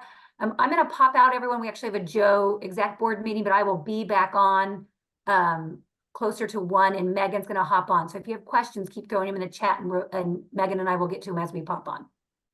Thank you. Thank you. And Megan's here. Oh, hey, If Megan. you hadn't seen Megan, you want to say hi Megan. real quick? Introduce yourself to everyone. Sorry, I was in a workshop, but I'm here. My name's Megan Rodriguez. I'm a part of the Prairie View team. I'm the Community and Economic Development Agent in Willacy and Cameron counties, and I'm happy to be here. So if anybody has questions, I'll be here the remaining time. Or if you want to shoot me an email, you can do that as well. Thanks, Megan.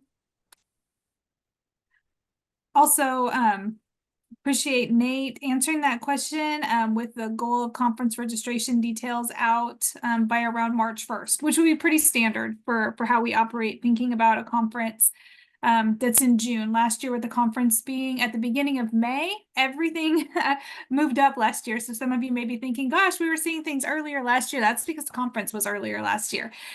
So this is back to kind of more our June timeframe. And in fact, we're a little later in June than we've been sometimes in the past. So I think everything is well on schedule, but that's a great question as we all plan our travel. I'm lucky because I'm just going to Houston, but I'm already planning what to do with my kids and when. All right, I'm going to share my screen here again as we move, and I'm going to strip for like 3 seconds because then I'm going to pass it off to Lisa. But we have an update from 3 committees who have some particularly relevant information to share with us. We have a whole bunch of committees in NACDEP, and I will drop a link to the committee list and the leadership for the committees if you're interested in joining one. We all would love to have more people working with our committees. But today, DEI, or Diversity, Equity, and Inclusion Committee, our Member Services Committee, are going to be giving some information about some of the great things that they have coming up here in the interim meeting before the conference. And then we've also got the Land Use Community of Practice that works closely with NACDEP, and they're going to be doing a brief presentation as well. So I am going to go ahead and pass this off to Lisa and Amber, and I will stop sharing my screen so that you guys can share if you would like. Right. Thank you, Rebecca. And we will want to share our screen. So if I could have screen sharing, I will need it in just a few moments. So yeah, Amber Twitty and Lupe Valtierra are co-chair or we are the trifecta that is currently leading the DEI committee. Lupe and I have been leading with Michelle Ely, who is now the Madam President-elect. And so she'll continue as a liaison to our committee. And we just had a meeting earlier this week, the whole committee. We are a vibrant crew and really learning and enjoying working together. I do want to just quickly mention the purpose of the committee when it was founded about 2.5 years ago. We were invited or engaged, tasked with reviewing NACDEP's bylaws, policies, and procedures, and in fact, informed some of the decision to change the board mission in the last year or so. That Crystal started out with today. Really good conversation. We also are charged with identifying skills and providing training for association members, fostering recruitment and retention of diverse employees with CD or Community Development Extension programs, promoting DEI efforts of NACDEP members, and promoting purposeful outcomes. As you can imagine, that's a fairly large task or a large range. And so it's a lot. We've tried to hone in and focus over the course of our time together. And in the past year, Amber, do you want to speak a little bit about our accomplishments from the past year? Because we talked about this the other day at the meeting, and I just thought you really nailed it. So thank you. Well, you touched on one of the main things is that it is the DEI adding more teeth in the language in the bylaws as well as in our mission statement. And that whole process we did focus groups and things this time last year at the NACDEP New Year, and that kind of spearheaded that process. And then we had an information session, and pleased that during the conference earlier this year, that it was fully accepted by the whole organization unanimously. So it's good to know that everyone is really committed to being inclusive, and we're committed to providing best practices in ways that you have practical application to the things, right? So we're challenging ourselves as a committee not to just be stuck in awareness, right? But to actually have some practical application so you can increase your toolkit as you work with the public, other government agencies, and organizations, right? And so very proud about that. And a lot of our current conversations, and Lisa will be presenting an example of in a few minutes, or just to give you kind of a snippet of some of the creative outside the standard box of engaging the membership. So just really proud about that, the commitment, the leadership to DEI, as well as the membership being committed to DEI. And we're really, in my involvement with other committees, I can safely say that we're ahead of the box. We're the trendsetters through this group in that space. Ooh, trendsetter. Ooh, I don't think we talked about that yet, but cool. And I think too, thank you, Amber, so much. I appreciate the co-leadership of this committee because I think we try to practice what we're working on here. We're all on a journey. We're each of us, not just on the committee, but here, even in this moment on this webinar, we're all learning as we go and hopefully recognizing and practicing better inclusion of each other's full humanity. And that's really motivating to me for sure, and grateful to be in a field that really lifts up and looks to practice that. I do want to make a couple of announcements building off our listening sessions from last year and committee work this year. So in the coming months, you are, in fact, in a month or so, you'll see the kickoff to a new activity called DEI and CD Conversations. Amber and I are going to co-host. We designed it as a 45-minute conversation. It's a drop-in, and so it can be a conversation around diversity, equity, inclusion in our community development work. And we'll use things like a short article, a video, or a question shared in advance. It's not meant to be reading a long academic article. It's more of a catalyst for some conversation among us who are NACDEP members. And so you can drop in. It's meant to be very easy. And we'll invite ideas for future conversations. So it's sort of like a lunch and learn or a lunch and conversation. We don't mean to be presenting per se, so much as it's like, hey, here's something we can all take a look at, and then let's have a conversation about it, and see what it emerges. Because we know that this is a vibrant crew, and that all of us are in the midst of a whole bunch of things in our lives and our work. So whenever you can be there, great. And if you can't, that's okay too. The first one will be Friday, February 23rd, and that'll be at 1 p.m. Eastern. We'll get the word out through NACDEP channels, but we've confirmed dates and stuff. Friday, February 23rd at 1 p.m. Eastern, 12 noon Central, 11 Mountain, 10 a.m. Pacific, and all of our other fabulous time zones. So I'll post that there, and we'll get more word out, but I'll just mention that. So come as you are. And just on Tuesday, when our committee met, our committee had talked about a book group, but we didn't have a leader yet. We now have 2 co-hosts for a book group. And we don't know what the book will be yet, but we have a couple of folks, and we'll get the word out. So if you're interested, we know sometimes there are folks who really like to go deep in some ways. Probably all of us do, in things that we care passionately about. And we've got a lot of breadth in our community development work, but we've got a couple of folks who are willing to take lead on that. And so you'll be seeing more from our committee in that realm. To that, going back a little bit, or giving you a sample, is what I really wanted to do as we make that announcement about the DEI and CD conversations.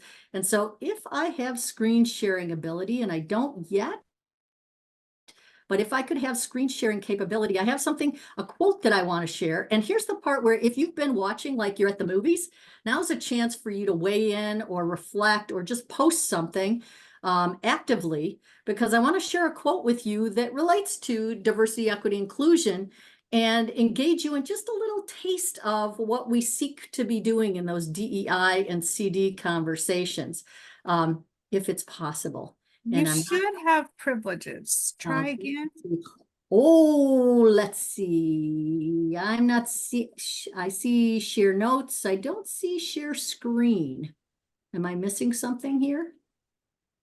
Let's see. Gosh, I see like I can, let's see. Maybe, It should be at the there bottom it of is. your screen. There it is, right at the bottom of my screen. Oh, so human am I, aren't I? Okay, so here we go. I'm going to share this quote.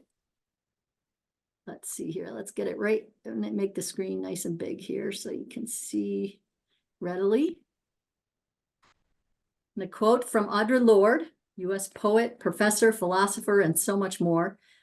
It's not our differences that divide us. It's our inability to recognize, accept, and celebrate those differences. I think you're seeing this. Am I correct in that? Thank you, Crystal, for the head nod. I see you. And I want to invite you in this time right here, right now, to share first thoughts as you see or read this quote. What are your first thoughts on reading this? What do you think? It's not our differences that divide us. It's our inability to recognize, accept, and celebrate those differences. How does that strike you? I have a second question in a moment, but I want to just invite, and if you would like to weigh in verbally, you are welcome to. I know there are a lot of folks on this call, but I also know there are a few folks who might want to just use your voice in a different way rather than typing, and that's welcome too. I think it's fear of change. You get comfortable in stuff that you are accustomed to, whether it's good, bad, dysfunctional, whatever, positive, and it's just fear of change. It might take you outside of your comfort zone. Thank you, Amber. Yeah, fear can be such a powerful motivator, even if we aren't aware that it's our fear that's driving us. And we have a couple of comments in the chat. Our country is stuck on that second half. We have a lot of work to do to get people to have awareness and appreciation of our differences. Rebecca said it isn't our intrinsic characteristics that we can't change that stops us.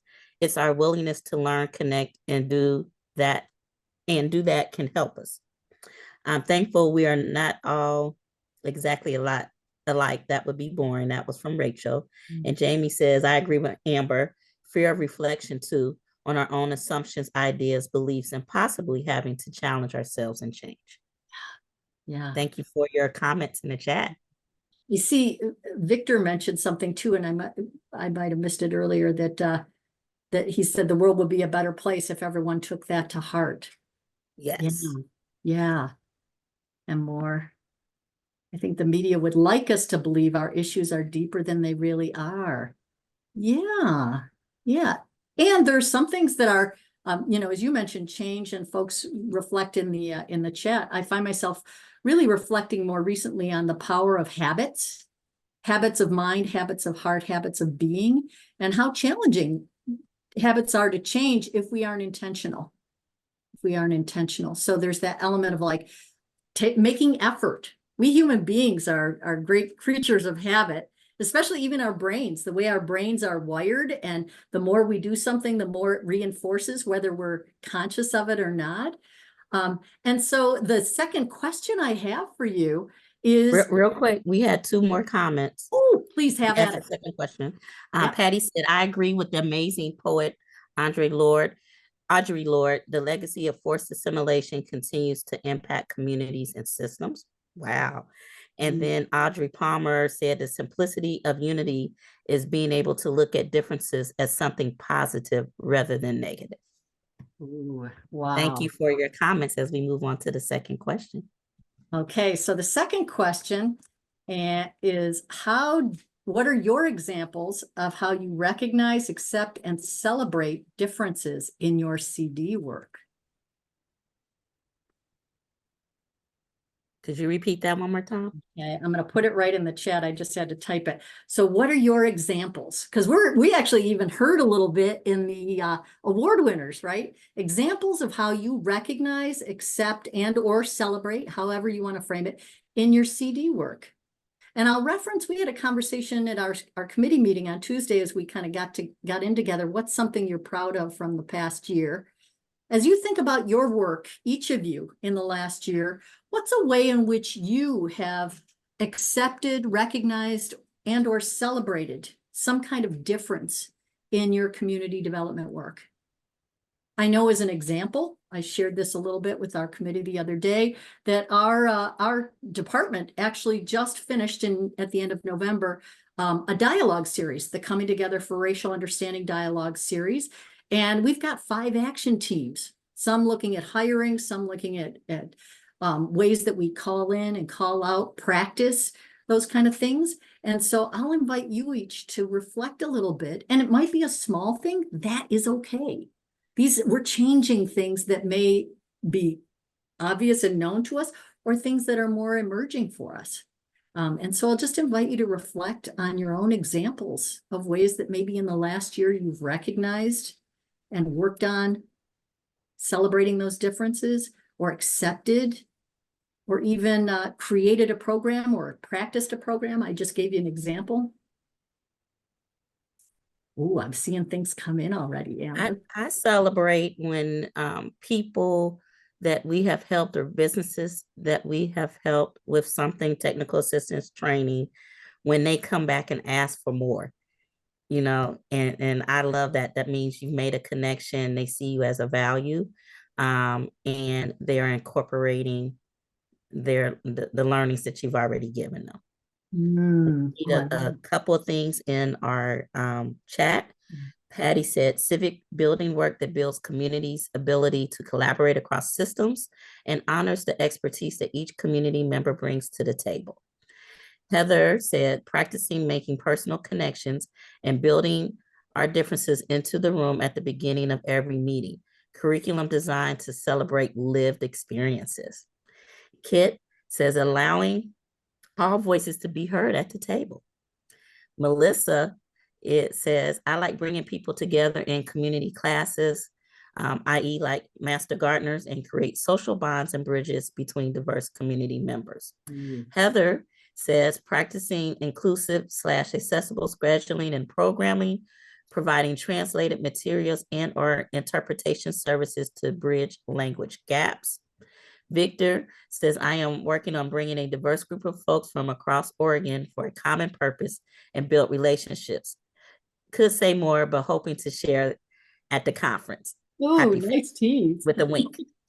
And then Crystal says, coming together for racial understanding, multiple book clubs that prompt discussion across differences, intentionality, and seeking voices from all impacted by work to collaborate on planning, implementing, etc., community-based participatory practices and programming and research. That is Community Development and Planning 101. And then Rachel says, Southern Rural Development Center just completed an interview process with leaders of collaborations that work between 1890 and 1862 institutions. Final report almost ready to release. I can't wait to see that, Rachel. And then Angelica said, bringing mental health first aid certification to my community, creating safe spaces to reduce stigma and have conversations. And David, always thinking about how partnering can bring diversity of identity and perspective into our work. Woo. Wow. So I think that was a loaded question. It was intended to be. This is this DEI and CD conversations are meant to be those kind of conversations.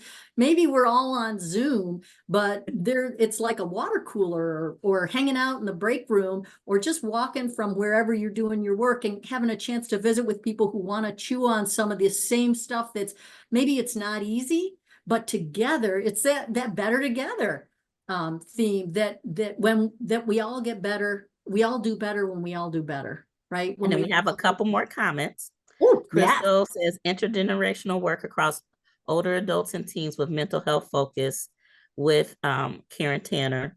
Book club, and then from Melissa, book clubs are great to stretch and learn about ourselves, our community, and creating a supportive space for discussion. Yeah, extension book clubs. Yay, all right, all right. Oh, well, beautiful, beautiful. This was intended to be a sampler of sorts, and also to give you a chance to hear about some things that this committee is doing. We will do more. We know we will. And we hopefully want to engage you as members and colleagues and community neighbors, right? We're all neighbors at some level. We have this one planet. And so the extent to which we are able to create those kind of bonds and that learning among us, and then spread that wealth around is one of the great joys I have about working for Extension, to extend that learning, that community in ways that help us to recognize, accept, and celebrate those differences as we come together in our common humanity. So I think that's it. Have we forgotten anything, Amber? No, the only thing else is just encouraging everyone to feel free to drop in on our monthly meetings. Just check us out and see if you're willing to join. Yes. And in the meantime, And Michelle Ely put our trifecta's contact information. yeah, the in the chat. trifecta. I love it. As Amber called us that the other day, and I'm kind of liking that. And if you want to mark your calendar for Friday, February 23rd, and what was the time again? Oh, I know it. It's 12 noon Central, but 11 or 1 o'clock Eastern, 12 Central, 11 Mountain, and 10 a.m. Pacific. I'm working on it. I'm going to get that. And thank y'all for those who posted things in the chat, and for those of you who are thinking about how you might recognize, accept, and celebrate difference in the year to come and in the living to come. Thank you. Back to you folks in charge. And I'll stop sharing my screen. There we go.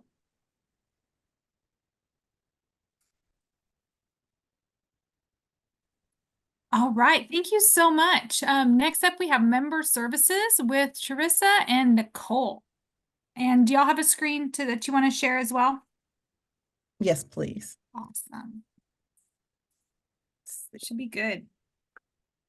Right.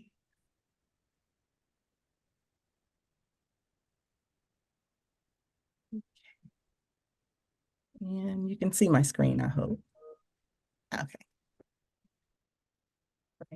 Well, again, I am Charissa Puryear. I am one of the co-chairs of the Member Services Committee, along with Nicole Walker. And so we are excited to be here this afternoon to share a little bit of information about member services, what we do and what we're planning to do in the future. And so also, if you take a look at our screen, those are the members of our Member Services Committee. And we have a wonderful committee who've been pulling together to try to see what we need to redevelop, ways that we can continue to engage new members and veteran members of NACDEP, and just coming up with some great ideas. So I will pass it to Nicole to talk a little bit about our Member Services Committee. Thanks, Teresa, and good afternoon, everyone. So Member Services essentially is here to be responsive to our members and to highlight the benefits of being a member of NACDEP. And there are many. And a few of the things that we have been responsible for in recent history include first-timers orientation at conference. Although this year, we've got something super special planned from the conference committee that we be hopefully partnering up on. Then we have the Conference Buddy Mentor program that Teresa will tell you more about. We'll be going into our 3rd year of that, and we've gotten some really great feedback on that effort. And one of the things, the biggest things we have done over the past 3 years is the Wednesday webinar series. So you'll hear a bit more about that in a moment as well. Also, the conference scholarship process, the application and awarding process happens through member services, as well as member surveys. We don't have those surveys annually, but that is another activity of the member services committee. So next, we'll go ahead and talk a bit about the Wednesday webinars that we have coming up. All right, so you don't have these dates yet because you're seeing it for the first time. So please mark your calendars for February 21st, March 20th, and April 17th. Those are all the 3rd Wednesdays of the month at noon Eastern time. We will be having a 1-hour professional development session, and we are very excited to announce we do have our 3 speakers lined up. So we have Dr. Blaine from Ohio State, who will be kicking off the series this spring with engaging extension audiences on controversial topics, something none of us ever deal with. No, we think this is going to be super relevant to so many of us. Also, we have Ramona Madison Hector, University of Florida, who will be with us in March, creating sustainable and equitable communities. And the last in the spring series, Libby Christensen from Colorado State, talking about the Colorado Food Summit. So we are really excited about this series coming up. Again, it's at noon Eastern on these 3 dates.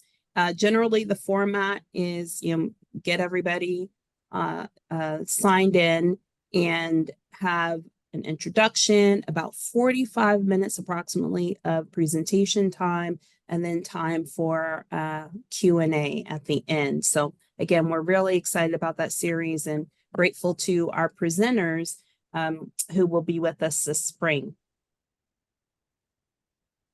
All right. I am going to turn back over to Teresa for a little bit more about the Conference Buddy program. So, oh, I'm sorry, I skipped something. Would you like to go to that, or you want me to go ahead and continue? Please, I'm sorry. Okay, it's okay. I am flexible. So, I went the wrong All way. right. What I skipped over is we mentioned about scholarship funding, but one of our liaisons, actually Gwen Stewart from the Communications Committee, was kind enough to draft a list of ideas for finding funding for the conference. So you see it up here on the screen, but what I'm going to do is put it in the chat when Teresa begins her portion. And so just some things to think about, right? Things you may or may not have considered before. So please do share this with your colleagues in your state chapters or at your institutions, those who are interested in attending conference, that these may be some options that they hadn't thought of before. All right, Teresa, thanks. You're welcome. And I've already dropped in the February 21st Wednesday webinar registration into the chat. So if you're interested in attending, you can go ahead and register for that particular webinar. So next, I'll talk a little bit about the NACDEP Buddy Program. 2022 was the first year that NACDEP had the Conference Buddy Program. That was actually the first year that I participated in it. So I was a beneficiary of the Buddy Program and had a great buddy. Michelle Ely was my buddy at the first one. And so I knew I was going to a whole different state, but I was not going to be alone, even though I found out that NACDEP was a very welcoming and loving community. So I did not feel isolated anyway. But the Buddy Program is about bringing new first-timers who will be partnered, with well-established NACDEP members or people who've been doing community development. The buddies or the mentors are professionals who are wanting to connect with them buddies to kind of help them connect with other people at the conference and share their field of expertise. They are experienced members who have a minimum of 2 years as a NACDEP member. But of course, before you apply to be a mentor, just to be aware of a few items of success. Mentors should be willing to contact your match by phone, email, or Zoom the week prior to the conference. We found out that it's nice to kind of put a name or a face or a voice with the person that you'll be meeting. And we did find out it's a Zoom would be good. I would suggest that if that's possible. We are working as Member Services Committee to possibly put together like a little group before the conference. But if not, it would be great to have a Zoom because you do go and you have this name, but you don't necessarily have a face with the name. So if you can Zoom with your buddy before then, that would be great. Plan to meet up at least twice during the conference. We suggest meeting them at the first timers orientation, and that date will be put out as the conference schedule is being developed. And also sometime else during the conference. And if there's times that you can get together to share meals and things of that nature, that's a really positive outcome with that. And then also fill out the application completely and especially consider what areas of expertise you are willing to share with others, whether you're a mentee or a mentor. So we already have the mentor application up, where if you'd like to scan, if you're interested in already being a mentor, we are trying to get those early. So when the conference registration opens and we have buddies, we can start partnering and we can make sure we're doing things in a timely manner. And so we will be sending those things also to hopefully get that posted on the website. But we're hoping that we'll have a lot of great mentors and you'll get a chance to choose if you like one buddy or two buddies. We'll start you off with one if there's enough, but you may be asked to do two. But it's just a great opportunity and a great experience to connect and make it, especially as a mentor, to make it a good opportunity and an experience for a new NACDEP member or first timer to the conference. So. think that's all that I have about the buddy. Is there Very anything else? good. Thanks, Teresa. I also put in the chat, our meetings are held on the first Fridays of the month at 10 a.m. Eastern. So if you're interested in coming to the meeting, please reach out to Teresa or me, and we'll send you the Zoom link. Otherwise, that's it for us. Are there any questions, comments? See if I can stop sharing. All right. Thanks, Rebecca and team, for the opportunity. Thank you. Thank you. I appreciate that. I am also in a minute because I went to share my screen and I lost my chat. Oh, there it is. Dropping in again the links to the committee list. You heard from a couple of our amazing committees today, the DEI committee and the Member Services Committee. And at that committee's link, you'll have access to email those committee chairs as well as chairs of other committees, including finance, marketing, and ComCom. I don't think you've heard about finance today, but we have had a little bit of information about what ComCom does with social media and so forth, as well as the marketing committee in terms of putting out marketing materials and helping to get people outside of NACDEP interested in NACDEP. So if you think I might like to join a committee, check them out there. I also went ahead and dropped in a link to the Land Use Community of Practice on the NACDEP website because our next speaker is Brad Newman with the Land Use COP, and he's going to tell us a little bit about what they're up to. Usually they have some stuff that's going on at the NACDEP conference, so this is a great time to hear from them. Brad, let me stop my share so you can share. Thanks, Rebecca. Hello, everyone. There we go. That should be coming through. My name is Brad Newman, and I'm a senior extension educator with Michigan State University Extension. And I am the current chair of the Land Use Planning Community of Practice, which is, as of the last couple of years, is a working group of NACDEP. And our focus is really on organizing extension professionals to raise our professional capacity and prowess, and help to inform citizens, community members, and our other extension peers on the intricacies of land use planning, zoning, sustainable development. And that's, of course, in the interest of helping individuals have the tools to make for more positive land use decisions and overall sustainability decisions in their communities. And the COP has been with NACDEP just for a couple of years, but you'll see 2014 date there on our bylaws in the lower right-hand corner. Actually, the Committee of Practice has been in some form since the early days of the extension, even before the Extension Foundation name change. We were one of the original communities of practice, and organized in those early days to share resources, to write fact sheets that were generally applicable across state lines and different state enabling statutes, and to share those materials, within our own states with communities. So the COP has changed and evolved over the years, but we still to this date are trying to maintain a network of professionals interested in advancing this work in our communities nationwide. We have a board of directors, and it's comprised of a member from each of the 4 cooperative extension rural development regions.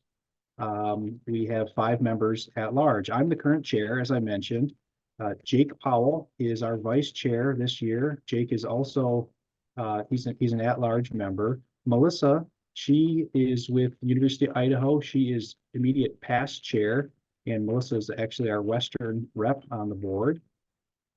Michael Doherty is a past chair. I think he's been chair of the COP at least a couple of times. Michael is our Eastern rep. Kara Salazar with Purdue also has been a board chair, and Kara is our North Central rep, also our secretary of the organization. Peter at Penn State is our current treasurer. I'm sorry, Peter is our secretary, Kara is our treasurer. Got my notes mixed up. Apologies, Kara and Peter. And Anna with University of Wisconsin at large, also a past chair, Myra, Ohio State, and Deborah with North Carolina State University is our Southern Rural Development rep. And so our board has 3-year terms, and we are interested in hearing from individuals that might be interested in joining the board. I'll share more on that in just a bit. As Rebecca mentioned, we do hold an annual meeting, and that is held at the NACDEP conference. And so perhaps you've participated in that in the past. We will have a similar event, and we'll look forward to seeing familiar faces, but also meeting new members of the COP at this year's conference. A little bit about what the COP is working on. We had a bit of a strategic planning process of our own a couple of years ago, and we, as of late, have settled on 5 strategic goals for our board really to work on. One is the growth of a program that we jointly share called American Citizen Planner. More on that in a moment. We want to offer consistent and relevant programming to our members. We want to try to do a better job of having active and inclusive membership in the organization, have visible communications, and also have a sustainable board. Given the longevity, we've existed for some time. We're doing a pretty good job of that, but we want to have some income and reinvestment of that money in programs and ongoing maintenance of our group. Let me share just a little bit about what some of the activities we have based on those 5 strategic goal areas currently are. I mentioned the American Citizen Planner Program. This is an online course that's based in the campus extension platform, and it's for extension professionals, local officials, community members. It really teaches some of the fundamentals with respect to land use planning and development regulation and general best practices in community development and smart growth. The course has been around for a number of years. It's based on a longstanding program at Michigan State University, though the course was generalized to a national audience. We have had some opportunities where states have worked with our committee of practice to tailor the curriculum to be more directly relevant to their own state planning and zoning enabling acts. Purdue would be a recent example in Indiana, where the American Citizen Planner Program has been tailored to the state of Indiana's needs. We're offering a discount for extension professionals that are interested in learning more on this topic. If you'd like to take the ACP course as an extension professional, we do have a discount on that, and you can get in touch with one of the board members to learn more about that. Another one of our goals is offering consistent and relevant programming, and we do that with a couple of professional development webinars. We try to get 2 of those in a year, and we have one coming up here later this month, January 23rd, on extension's role in renewable energy facility siting and community engagement. And we've got some great presenters queued up for that. Davi Wilson, who's founder of Siting Clean LLC, Sherry Gruder with UW Extension, and David Kay with Cornell and chair of our current National Extension Climate Initiative. So this is a free webinar offered to anyone that might be interested. So go ahead and grab that QR code, and we hope to have you on in a couple of weeks. We also have some of our recent professional development webinar recordings available on our webpage, which our web presence now is part of the NACDEP website. I'll show you that here in the next slide. We're working on kind of advancing our communications and some of our materials. We have, I said, a brand new web presence on the NACDEP website. That URL is there on the screen, fairly short. Hopefully you can type that in, or I can drop it in the chat here momentarily.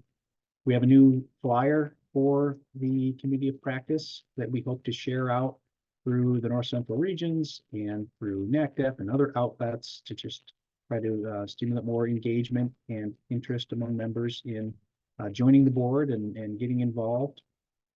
And we have a listserv that the QR code there on the screen will take you to a Google group subscribe option to join our listserv. I mentioned we're really trying to amp up our engagement with members, finding new members, and looking for folks who have interest in getting involved with the board. Our board meets just about monthly. We take a summer month off and might not be able to make it during a busy holiday month, but more or less we get together once a month to talk about the programs that we manage, some of the initiatives that we have collectively, and to really share experiences and best practices from across state lines. And so this national network of colleagues has been valuable, I think, for those that have served on the board, and for expanding knowledge of land use planning and understanding some of those additional resources that might be able to be brought to communities in a given individual's state. So we think those meetings are a lot of fun, and we would invite folks to both share your interest in joining our membership on the listserv, and also we'd like to know if you've got an interest in maybe joining the board. We expect a couple of vacancies with retirements from the board, and so if you're interested, send me an email.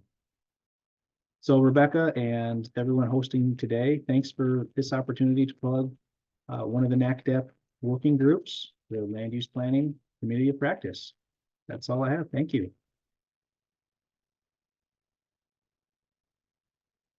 Awesome. Thank you, Brad. Does anybody have questions for Brad?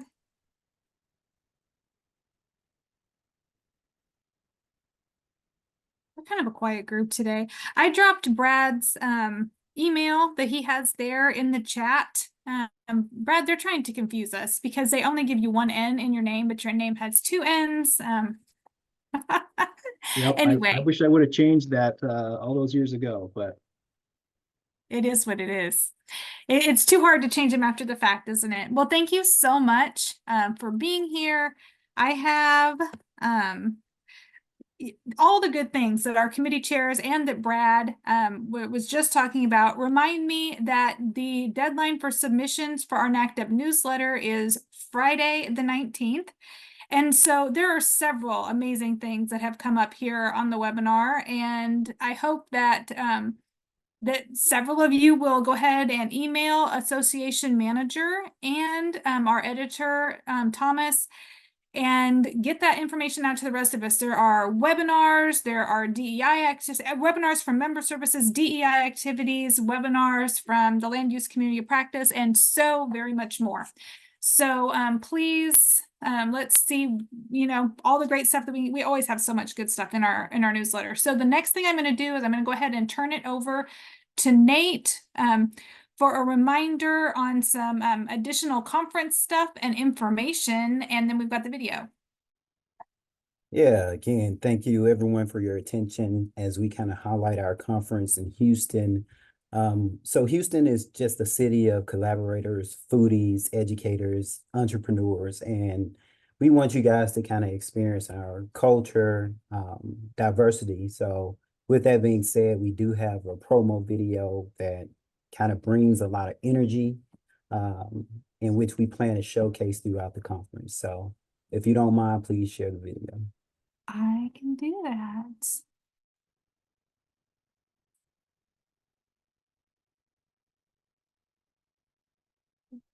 And traditions of people and ideas. Come on. Okay, full. We are Can a you put it city on of full screen? collaborators who build on one another's inspirations, strengths, and cultures to shape a future we all can share. Sorry, I'm pausing it. Can you hear it, Nate? Yeah, I can, but can you put it on full screen? Yeah, I can. Thank you. Come on. Together, we are more than 7 million ingredients that make something that cannot be discovered, tasted, or invented anywhere else. A movement, a moment, a future. Come on. Together, we are reshaping the culinary landscape. Come on. Come on. Cultures combine to create a powerful, flavorful taste of things to come. Louisiana crawfish become the Cajun crawfish and noodles. Asian flavors in Texas-style barbecue. Japanese tapas, Korean eggs, and Nigerian jambalaya set the table for a creative, inventive, cooperative scene. The power of together is creating public-private partnerships that are shaping an ecosystem of businesses in orbit around the Earth, taking us to the moon and beyond. Our together is rocket fuel. The power of together is the power to heal. Come on. We are developing the world's most advanced research campus at the world's largest medical city. The greatest minds in medicine, science, academia, and commerce collide here, speeding research and breakthroughs. Come on. Together, we are powering the future, evolving the energy supply and science, leading the global transition to a more efficient, sustainable, low-carbon future. Houston welcomes you to say hello to the incredible power and infinite possibility of together. We cannot wait to make tomorrow together. Come on.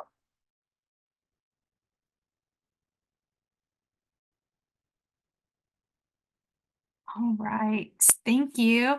I am also dropping several resources related to the conference in the chat. There's the video if you want to show it to your state chapter. There are links on museums and the walkable zones there in Houston that are just going to be right. I mean, we're just in downtown right there beside us. The Astros, which as Talia mentioned, are literally like just a block away from where we're going to be. And then the Visit Houston website, as well as conference information about just the conference overall on the NACDEP website, how to turn in a proposal and when that's due, the same for nominations. And then again, that Fundly link. And Lisa, we're so glad you're coming. We can't wait for y'all to come on to Houston, right, Nate? Is there anything else that you want to share, Nate? That's it.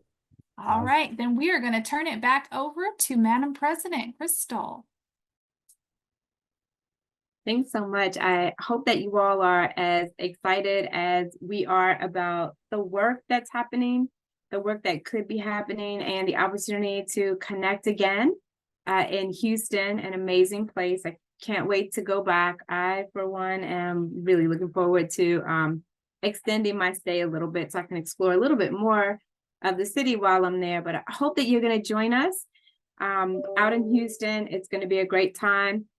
I'm so thankful to Rebecca for dropping all of those links in there. There's been a lot of information shared today about lots of different things. One thing you haven't heard shared yet today, and that is that there are 2 conferences coming up. The Joint Council of Extension Professionals, which we call JCEP. I know there's lots of acronyms. The JCEP conferences are coming up. We have Extension Leadership Conference happening in Tampa, February 14th through the 15th. If you are a NACDEP member, then you are a member of JCEP. So all of the extension affiliate associations make up the joint. That's what joint is, the Joint Council. So the Extension Leadership Conference happening February 14th to 15th in Tampa. There's a link there to check out more information. There's also the Public Issues Leadership Development event, which we talk about as PILD, happening in Arlington, Virginia, April 15th through the 17th. So that information is there. Take a look at those, see what might be helpful for you, useful for you. Lots of this information feels very familiar to NACDEP. There might be members from other associations that make up the joint, but I find the content very similar to work that we do in NACDEP. So just check that out if you haven't thought about it. Go ahead and get those links down and check out those 2 additional opportunities. But we want to see you in Houston for the specific NACDEP conference. We want to thank everybody for coming today, for participating in NACDEP New Year. We're going to get ready to transition to our regional meetings.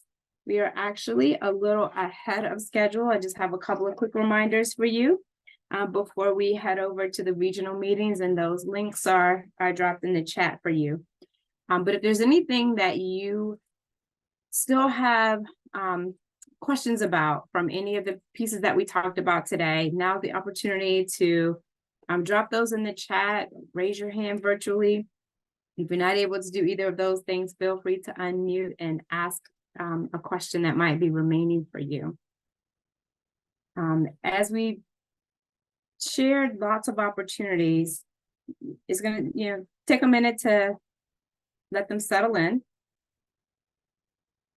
There's the opportunity to attend conference, the NACDEP conference that's coming up. They're the JSEP conferences.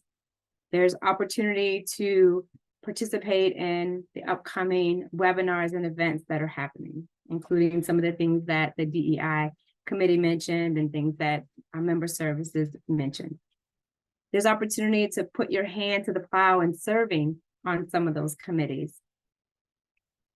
There's opportunity to share your work through newsletter articles, through conference proposals, through conference awards application. Also opportunity to both contribute and grow your skill set by serving as reviewers on some of those things. So many different opportunities have been shared today, not the least of which is the opportunity to step up and contribute to the Fundly that was shared, the fundraising opportunity to help some of our colleagues be able to attend conference as well. Many of us have been beneficiaries of some of those opportunities in the past, so we're in position to help, as Nate said, in any small way. We'd love to have as many of our colleagues who would like to come be able to do so without being hindered due to a lack of funds. All right. I see the question was posed and question answered, I believe, in the chat. I'm just going to check and make sure I'm not missing anything. Rebecca, am I missing anything in the chat?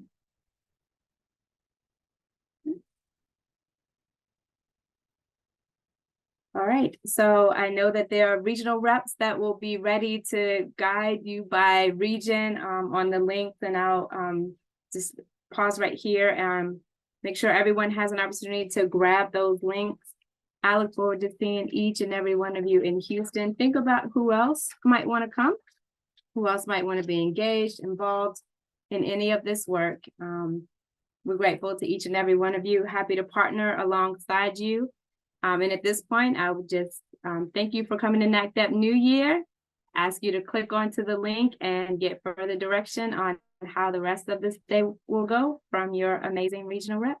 Thanks, everyone. Thanks, Rebecca and team, for hosting an amazing event.